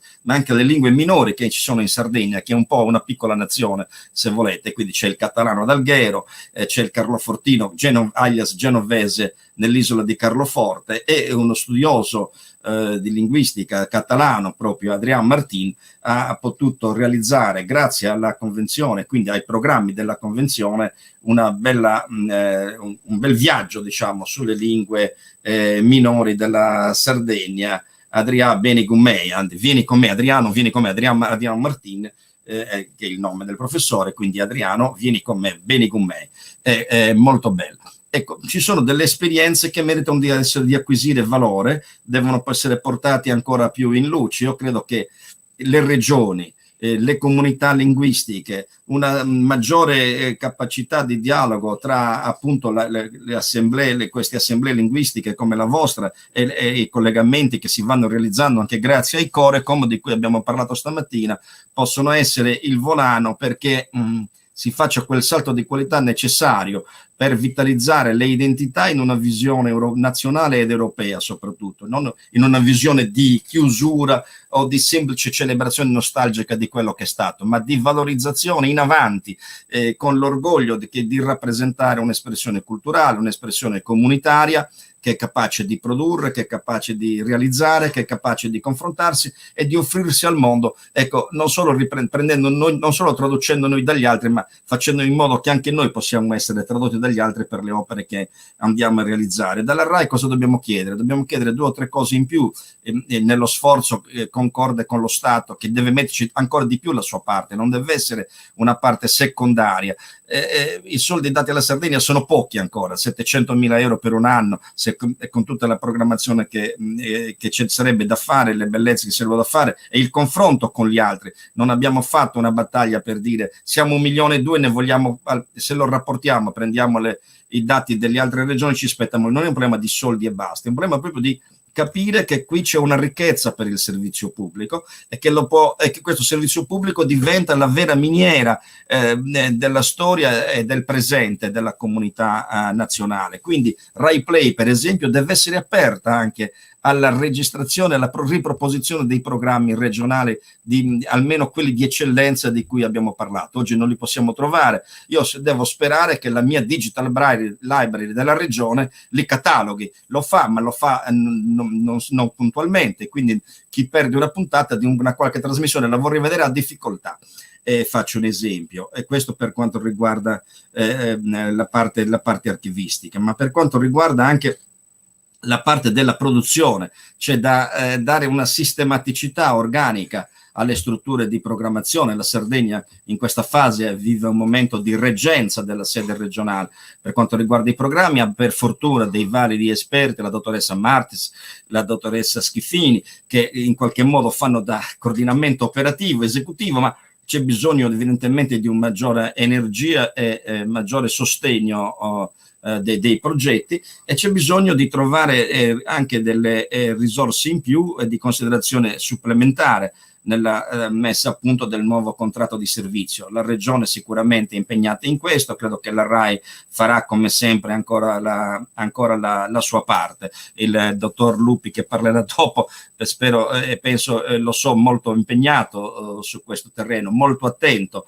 all'ascolto, molto attento alla proposizione ai vertici dell'azienda di quelle che sono le aspettative delle comunità, le aspettative anche dei cittadini e anche degli operatori che vogliono vedere una RAI che cresce di più. Probabilmente ha ragione Caveri, e ci conosciamo con lui da anni professionalmente e poi per averne seguito anche le vicende politiche.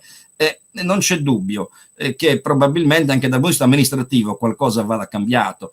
Io personalmente, anche quando ero consigliere della RAI, non ho mai molto ben capito perché le convenzioni di questo tipo debbono essere firmate con la società commerciale della RAI e non direttamente dalla RAI madre, perché già solo questo fatto, che è un percorso burocratico, significa che si perde circa il 15% 30% credo di aggio dei soldi messi a disposizione perché servono per l'attività amministrativa. Giusto Caveri, voi siete oggi assessore alla regione, fate un'alleanza tra le regioni perché ci sia un cambiamento, una piccola svolta anche da questo punto di vista, e poi noi daremo, penso, come comunità, come cittadini, giornalisti, quello che è, una mano alla RAI perché le risorse non le manchino, le risorse pubbliche, perché il canone sia tutto per la RAI. Ecco, mi fermerei qui per il momento, auspicando che iniziative come queste portino proprio ad una crescita delle comunità, a un riconoscimento pieno del valore delle lingue nelle varie comunità, sapendo che non è un compito esclusivo, che la RAI però ha un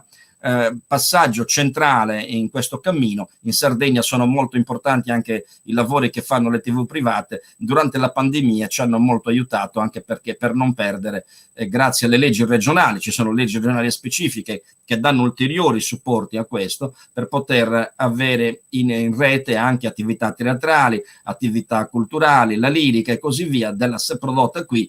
Ecco, credo che se alle regioni come le nostre, la regione speciale, si consente una finestra permanente di rete Rai 3 bis, come c'è in Trentino, come ce l'avete voi in Friuli Venezia Giulia, possiamo, ecco, valorizzare ancora di più il servizio pubblico ed essere tutti un po' meno poveri. Grazie.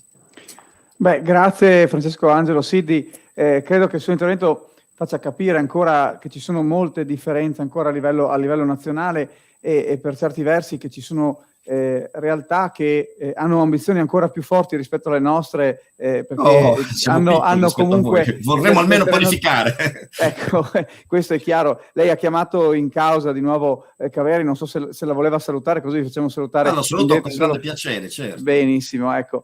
Anche perché ci incontriamo ancora una volta su questi terreni, professionalmente, a volte in politica, a volte nel sindacato, adesso oggi qua. Tu che sei assessore, dai una mano, spingi, tira, fai da con i friulani, insieme all'assessore del Friuli che ho sentito prima, grazie. Trentini, sudtirolesi, facciamo una bella potenza di fuoco. Diamo forza alle regioni speciali. Bene, quindi noi come Assemblea di Comunità Linguistica Friulana ci mettiamo al servizio, eventualmente abbiamo gli strumenti per mettervi in collegamento. Grazie. Benissimo, allora io andrei avanti, dico solo una cosa: la pimpa ce l'abbiamo anche noi in friulano ed è gettonatissima, data anche come regalo da parte dell'Arlef, che è la nostra agenzia regionale della lingua friulana, ai bambini che nascono viene data proprio una chiavetta con tanti gadget, la pimpa spopola. Ecco, bravissimi. Bene, allora andiamo quasi verso la conclusione. Adesso abbiamo un intervento che era atteso in diretta, purtroppo ci ha chiamato ieri sera, è stato bravissimo, cioè proprio comprendiamo che voleva esserci. Parlo di Sepe, Ferruccio Sepe, che è l'avvocato presso la Presidenza del Consiglio dei Ministri ed è colui che di fatto coadiuva i sottosegretari all'editoria per fare la controparte della RAI, che poi sentiremo, l'abbiamo evocato tantissime volte, quindi gli chiedo ancora 3 minuti di pazienza al dottor Lupi, gli daremo poi la parola a lui, ma adesso ci ha mandato un video per giustificare la sua assenza improvvisa per una giusta causa, quindi lancerei semplicemente il video per sentire le sue considerazioni. Buongiorno a tutti e grazie di avermi invitato a questo incontro. Permettetemi di tranquillizzare alcuni degli amici che saranno sicuramente vostri ospiti stamattina. Questo mio saluto in videomessaggio non è certo indice del fatto che mi sono montato la testa. Mi conoscono, sanno che non è ancora accaduto, ma è solo il modo per scusarmi per la mia mancata partecipazione e quindi per il fatto che non abbia potuto essere presente dal vivo da voi a causa di motivi familiari.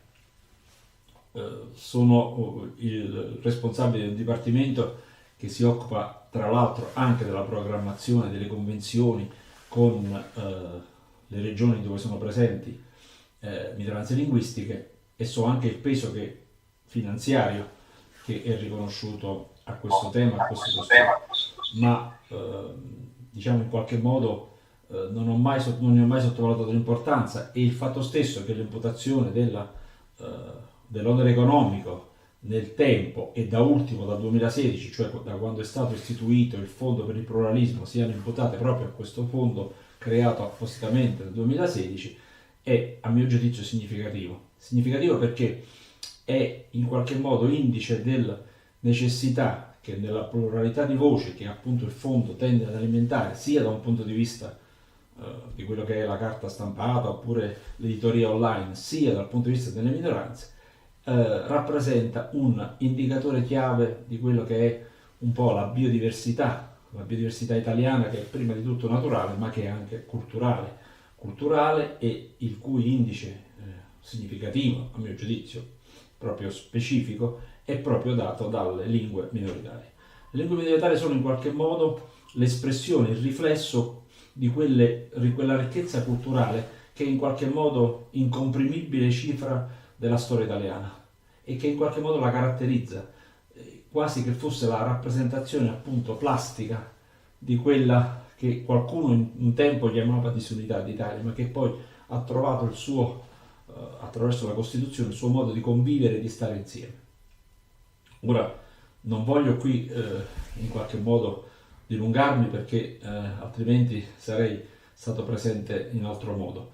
Concludo soltanto questo mio breve saluto per intanto ringraziarvi nuovamente per avermi invitato, e soprattutto con un piccolo auspicio: che il vostro dibattere sui temi che oggi affronterete terrà conto soprattutto degli sforzi che non tanto il Dipartimento, ma che i colleghi della RAI, delle varie sedi interessate, in modo particolare nel caso del Friuli, il dottor Corso, con il pieno e convinto sostegno dell'azienda RAI, dell'azienda che è una delle più grandi aziende culturali del paese, lo fanno con passione, con dedizione, nel rispetto di indicatori di qualità e anche con attenzione a quella che è la capacità produttiva che i territori sono in grado su questi temi di esprimere. E con questo auspicio io vi saluto e vi ringrazio per avermi ascoltato. Buona giornata a tutti. Ringraziamo il dottor Sepe che ci ha mandato questo saluto, veramente per motivi personali, insomma non poteva esserci, ma mi ha chiamato ieri sera alle 10, ecco, quindi dico solo per far capire l'attenzione che pone, e si capisce anche nelle parole, ecco, quanto sia animato da questa attenzione alla cultura e questa valorizzazione della biodiversità, delle lingue. Siamo l'Italia dei 100, 1000, 8000 campanili, e quindi si contraddistinguono poi per questa eterogenea capacità di esprimersi, e che trova nella RAI un interlocutore importante. Prima lo vedo qui affiancato a me il dottor Stefano Lupi, che è il direttore delle relazioni istituzionali per quanto riguarda la RAI, e che di solito penso dialoghi parecchio con il dottor Sepe, poi con il territorio. È stato richiamato anche il dottor Corso. Segnalo che anche il Diego Bernardis, consigliere regionale nonché presidente della quinta commissione, che è competente per queste tematiche, ci teneva a mandarci il suo saluto e esprimere un apprezzamento per il lavoro che stiamo svolgendo tutti quanti assieme. Ecco. Allora, dottor Lupi, abbiamo sentito il suo nome evocato tantissime volte. Io la ringrazio innanzitutto per la disponibilità, ci siamo sentiti in più occasioni per organizzare questo incontro, ci siamo visti più volte per parlare della convenzione che andrà a scadenza, delle integrazioni che sono state fatte. Già è stato fatto un grandissimo lavoro, abbiamo raccolto tantissimi spunti nel cammino che abbiamo fatto fino a questo momento di incontro. Sicuramente ci sono delle aspettative ancora da parte della realtà friulanofona in particolare che rappresento in questo momento, l'informazione, ma non solo l'informazione, una distribuzione diversa del palinsesto, insomma ci sono la creazione di una struttura dedicata al friulano, e sono tante le richieste, anche vedendo quello che accade in giro per l'Italia, tenendo conto anche che vogliamo prenderci a rimorchio anche gli amici della Sardegna, e quindi insomma sappiamo che lei si sta prodigando, e questo l'è riconosciuto, e la ringraziamo veramente per il lavoro che sta svolgendo di interlocuzione e di crescita delle lingue minoritarie all'interno delle regioni che sono caratterizzate da questa presenza. Quindi le do la parola per il suo intervento. Buongiorno a tutti, siamo quasi in chiusura e quindi, anche se non sono friulano, però seguo l'indicazione del presidente Eros Cisilino all'inizio del convegno, vado subito al nocciolo della questione.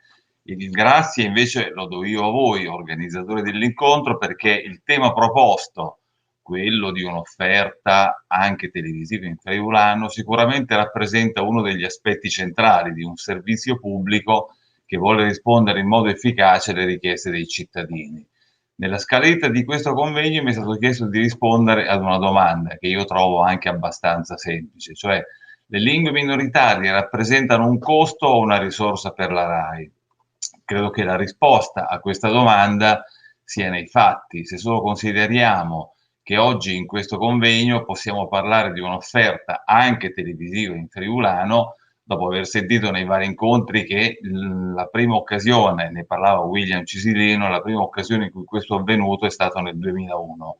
Peraltro siamo arrivati a questo risultato in un anno, il 2020, che come tutti ci ricordiamo è stato fortemente caratterizzato dalle criticità della pandemia. A questo risultato siamo arrivati grazie appunto a un impegno molto importante da un lato delle istituzioni con il Dipartimento Informazione e Editoria, avete visto appunto il consigliere Sepe che pur avendo dei problemi personali comunque ci teneva a essere presente, dall'altro cito la nostra azienda, in particolare il dottor Corso che alla sede di Trieste ovviamente ha svolto un ruolo importante.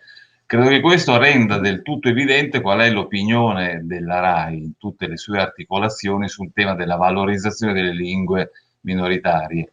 Mi piace qui citare il contratto di servizio, non solo l'articolo 25,1 lettera K, che è quello che prevede operativamente lo sviluppo dei progetti in cui si parla appunto di tutela delle lingue minoritarie per quanto riguarda il sardo e il friulano, tutela da operare anche attraverso la televisione. Vorrei invece fare un riferimento un po' più, tra virgolette, alto. Io credo che il tema della tutela delle minoranze linguistiche sia uno dei principi generali che devono ispirare l'offerta di servizio pubblico. Cito a questo proposito l'articolo 2 del contratto. Lo cito testualmente, ma è molto breve, non vi preoccupate. L'articolo 2 del contratto dice che rientra nei principi generali dell'offerta di servizio pubblico quello di sviluppare un'offerta in grado di raggiungere le diverse componenti della società al fine di favorire lo sviluppo di una società inclusiva, equa, solidale e promuovere mediante appositi programmi ed iniziative la partecipazione alla vita democratica. Ecco, credo che il tema di un'offerta nelle lingue minoritarie in qualche modo corrisponda anche a obiettivi strategici di questo tipo. Per cui, per rispondere ancora alla domanda che rappresenta il titolo del mio intervento, sono convinto ovviamente che anche questa nuova programmazione in friulano, come pure quella dedicata ovviamente alle altre minoranze linguistiche, sia non un costo ma una risorsa, perché consente alla RAI di sviluppare in modo pieno la propria attività di servizio pubblico. È emerso più volte nel corso di questo convegno e sono pienamente d'accordo. Quello che siamo riusciti a fare non rappresenta certamente il punto di arrivo di un percorso pluriennale, ma costituisce invece una importante base di partenza. La dottoressa Gatta prima ha usato un'espressione che ricordo è stato piantato un seme. Da qui io credo l'importanza del comitato di indirizzo e monitoraggio che è stato introdotto dalla convenzione con il Dipartimento Informazione e Editoria. Si tratta, a mio avviso, di uno strumento molto efficace perché consente di portare le istanze del territorio in primo piano nell'ambito dello sviluppo dell'offerta. Il comitato, infatti, che vede la presenza di un rappresentante della regione e ha tra l'altro il compito specifico di monitorare l'andamento e lo stato di attuazione delle attività anche in relazione agli obiettivi preventivati. Vorrei chiudere, cito la lettera di invito del presidente Maurmair, che indica quale obiettivo di questo incontro, anche quello di capire che cosa è stato fatto e che cosa si può imparare dalle esperienze fatte. Quello che è stato fatto, mi ripeto, non è un punto di arrivo, ma un'importante base di partenza, un seme che è stato piantato e che va fatto crescere. Io sono convinto che per portare avanti questo percorso sia importante proseguire il percorso avviato, dando sempre più forza al comitato di cui parlavo prima, con l'obiettivo di trasformare le attività che stiamo facendo oggi in uno dei punti fermi dell'offerta del servizio pubblico.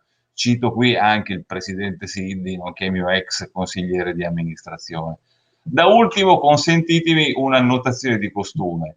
Il presidente Maurmair ha usato più volte nei suoi interventi il termine di alleanza, termine che ci vede pienamente concordi. Sarà una coincidenza, ma invito tutti a considerare che ormai e io oggi abbiamo una cravatta praticamente identica. Spero di essere stato sufficientemente breve, anche vista l'ora. Grazie a tutti dell'attenzione. Grazie, grazie direttore Lupi per questa nota anche molto di costume, diciamo. Grazie per le sue considerazioni e anche per aver messo in luce l'importanza dell'informazione quotidiana, no? Con questo percorso che stiamo appunto, siamo all'inizio, però le prospettive sono assolutamente buone. A questo punto passiamo alle conclusioni politiche e quindi dobbiamo dare la parola con grande piacere al Presidente della Regione Friuli Venezia Giulia. Del Consiglio regionale. Perdono. Al Presidente del Consiglio regionale Piero Mauro Zanin, che abbiamo qui, eccolo qua. Tra l'altro lei benissimo si conosce anche col direttore Lupi, per cui se volete salutarvi. Ecco. Buongiorno. Benissimo, Presidente. Allora, Presidente Zanin è stato assessore provinciale all'ambiente, all'ecologia e al territorio della provincia di Udine, consigliere provinciale di Udine e sindaco del comune di Talmassons. Dal 2018 è il presidente del Consiglio regionale del Friuli Venezia Giulia.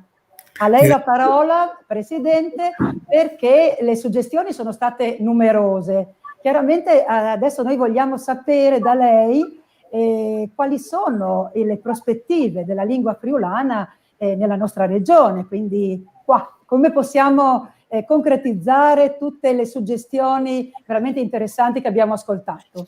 A lei la Grazie, buongiorno a tutti, un saluto al Presidente Mormair, all'assessore Comuzzo per aver organizzato attraverso l'ACLIF questo intervento, questo convegno di oggi molto interessante. Cercherò di essere anch'io molto breve dicendo che sono soddisfatto del fatto che con il giro di pochi anni, io sono Presidente del Consiglio dal 2018, ma devo dire che sia con la RAI, saluto Corso, Lupi, sia con le strutture del Consiglio regionale, penso al Corecom, saluto la dottoressa Gatta e il Presidente Trampus, ma anche attraverso Arlef, l'Agenzia regionale per la lingua friulana voluta dalla regione, sostenuta dalla regione. Credo che insomma e dagli interventi che abbiamo sentito anche dagli amici di altre regioni, l'Alto Adige, Val d'Aosta, la Sardegna, credo che insomma ecco un punto fondamentale che possiamo chiudere oggi come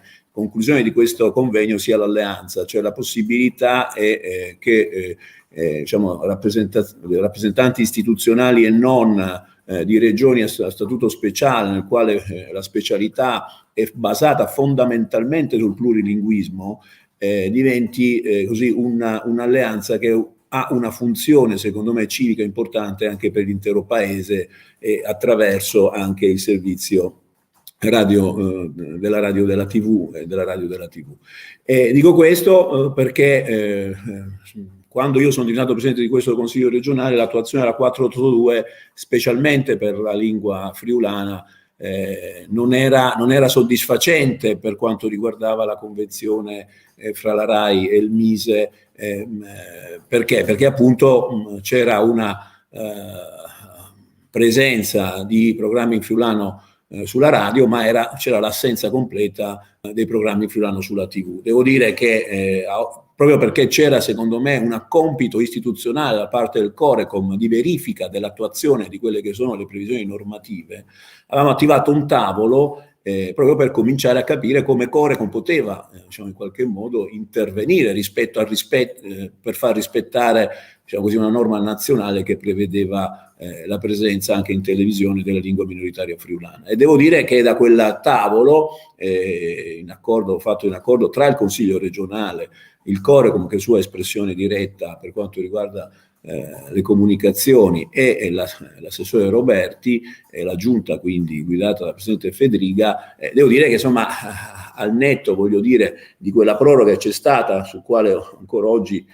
stiamo lavorando, c'è stato un primo risultato importante. Dico, dopo 22 anni, dopo 21 anni della 482, finalmente la regione Friuli-Venezia Giulia ha avuto la possibilità, e la maggioranza dei parlanti friulani di questa regione ha avuto la possibilità di avere delle trasmissioni, 30 ore di trasmissioni televisive e l'aumento di altre 30 ore di quelle radiofoniche. Un ottimo risultato, giunto un po' in ritardo, ma sul quale insomma possiamo sperare sicuramente di andare avanti, e su questo devo dire che Consiglio regionale e Corecom, così come ha detto la dottoressa Gatta, continueranno in questa valutazione diciamo dell'attuazione della Convenzione nel rispetto alla normativa sulle minoranze, facendo anche la propria parte. Guardate, io voglio essere molto chiaro. Io credo alcuni punti fondamentali. Primo, la Convenzione deve essere una Convenzione riservata solo al Friuli-Venezia Giulia, così come è stato detto anche dagli amici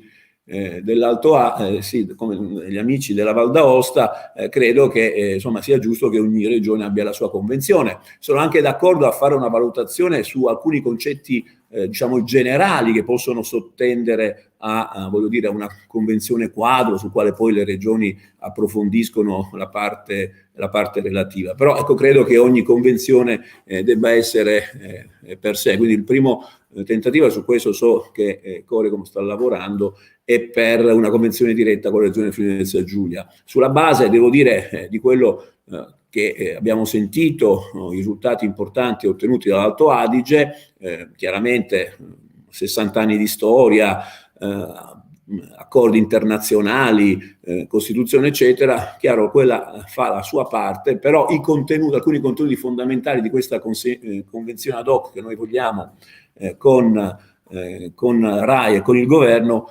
credo che debbano insomma prendere anche lo spunto da quegli indirizzi generali che sono presenti nella Convenzione con l'Alto Adige.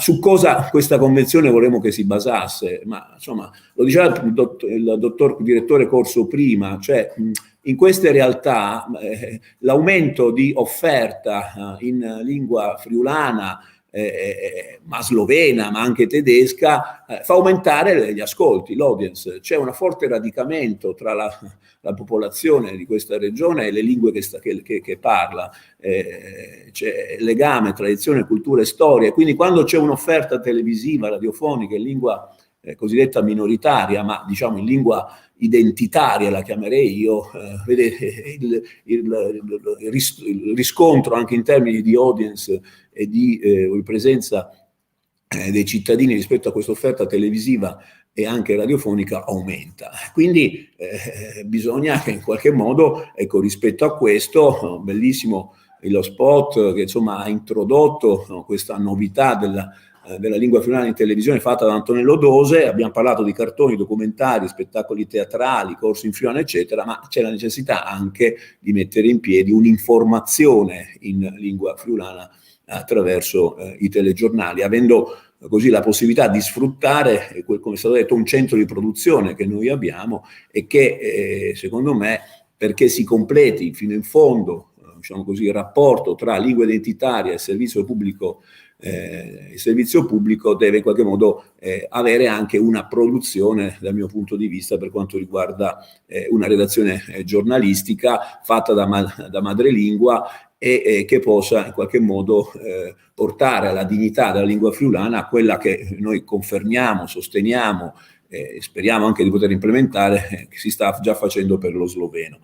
Questo ecco, vuol dire aumentare quindi non solo voglio dire, le ore previste, quantomeno come è stato detto per allinearle a quante sono previste quelle per la lingua ladina in Alto Adige, in Veneto eccetera, e che vuol dire insomma già per noi quasi quadruplicare per quanto riguarda la televisione, le ore che sono previste in questa addendum di convenzione. Quindi nella nuova convenzione dovremo cominciare a ragionare in questo senso. Questo vuol dire anche implementare la sede di Udine della RAI, che oggi versa in condizioni di arretratezza tecnologica e infrastrutturale. C'è la sfida, ho sentito il Presidente Mormai, credo che la Regione possa mettere a disposizione dei luoghi nel quale poter inserire dignitoso in quale inserire la redazione, però è chiaro che poi c'è la necessità voglio dire, investimenti in attrezzature, infrastrutture, per far sì che a Udine si possano poi fare quella parte di produzione, no? Chiudo anche con questo, cioè va bene questa prima fase,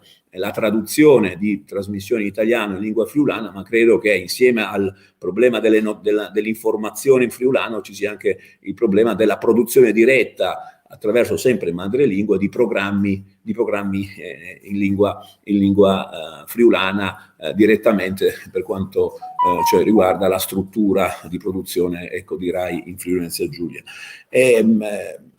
Credo che ci sia qua, insomma, credo che ci sia anche la possibilità, non credo di arrivare alle risorse che oggi l'Alto Adige mette a disposizione, Provincia Autonoma di Bolzano mette a disposizione della Convenzione, ma credo che in qualche modo ci sia anche, oltre alle risorse nazionali, la possibilità che la Regione in qualche modo, se ci crede, come io credo debba crederci, possa in qualche modo anche diciamo così, all'interno della Convenzione intervenire eventualmente con risorse proprie per qualcosa in più rispetto a quello che magari insieme possiamo programmare per sviluppare questa necessaria, voglio dire, riconoscimento costituzionale delle lingue minoritarie nella nostra regione. Chiudo dicendo, ecco, che rispetto a questi passi ulteriori che necessariamente dovranno risiedere nella nuova convenzione che andremo a scrivere, ma di cui Lupi sa molto bene, insomma, ormai credo il corso sia diventato patrimonio comune e poi siamo in linea con quanto sentito dalle esperienze delle altre regioni. Devo dire che poi, ecco, quantomeno dovremmo dedicare i soldi previsti dalla Convenzione per fare realmente quello che la Convenzione prevede, cioè questo mi sento di affiancarmi a quanto detto da Siddi e da Caveri per quanto riguarda che non si possono utilizzare parte delle risorse messe a disposizione della Convenzione per provvigioni o per spese o per remunerare spese generali, cioè le risorse vanno messe per la promozione delle lingue minoritarie. Su questo deve essere molto chiaro. Tra l'altro sono anche abbastanza, voglio dire, diciamo così, contento di poter parlare direttamente con il nuovo sottosegretario Giuseppe Moles all'editoria, che è persona che conosco e che insomma credo riconosco molto sensibile rispetto a questo, e sarà mia iniziativa proprio nei prossimi, già dal pomeriggio tra l'altro abbiamo un primo incontro, ma ecco diciamo così, con la rappresentanza governativa di Forza Italia all'interno del governo, ma ecco nelle prossime giornate contattare direttamente il sottosegretario Moles per insomma così sensibilizzarlo fino in fondo rispetto a quelle che sono le richieste di questa alleanza che oggi vedo trasversale al 100% sul territorio della nostra regione, ma vedo che insomma un'alleanza che possiamo costruire anche, come dicevo prima, con le altre realtà delle altre regioni a statuto speciale che giustamente rivendicano un ruolo importante per le proprie lingue identitarie.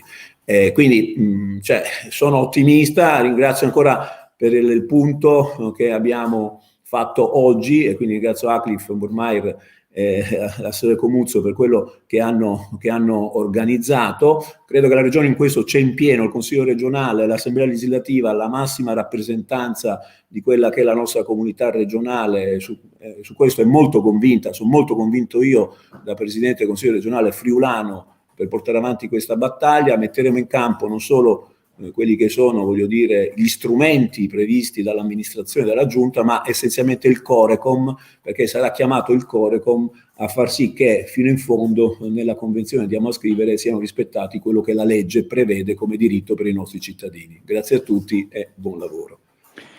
Beh, grazie mille Presidente Piero Mauro Zanin.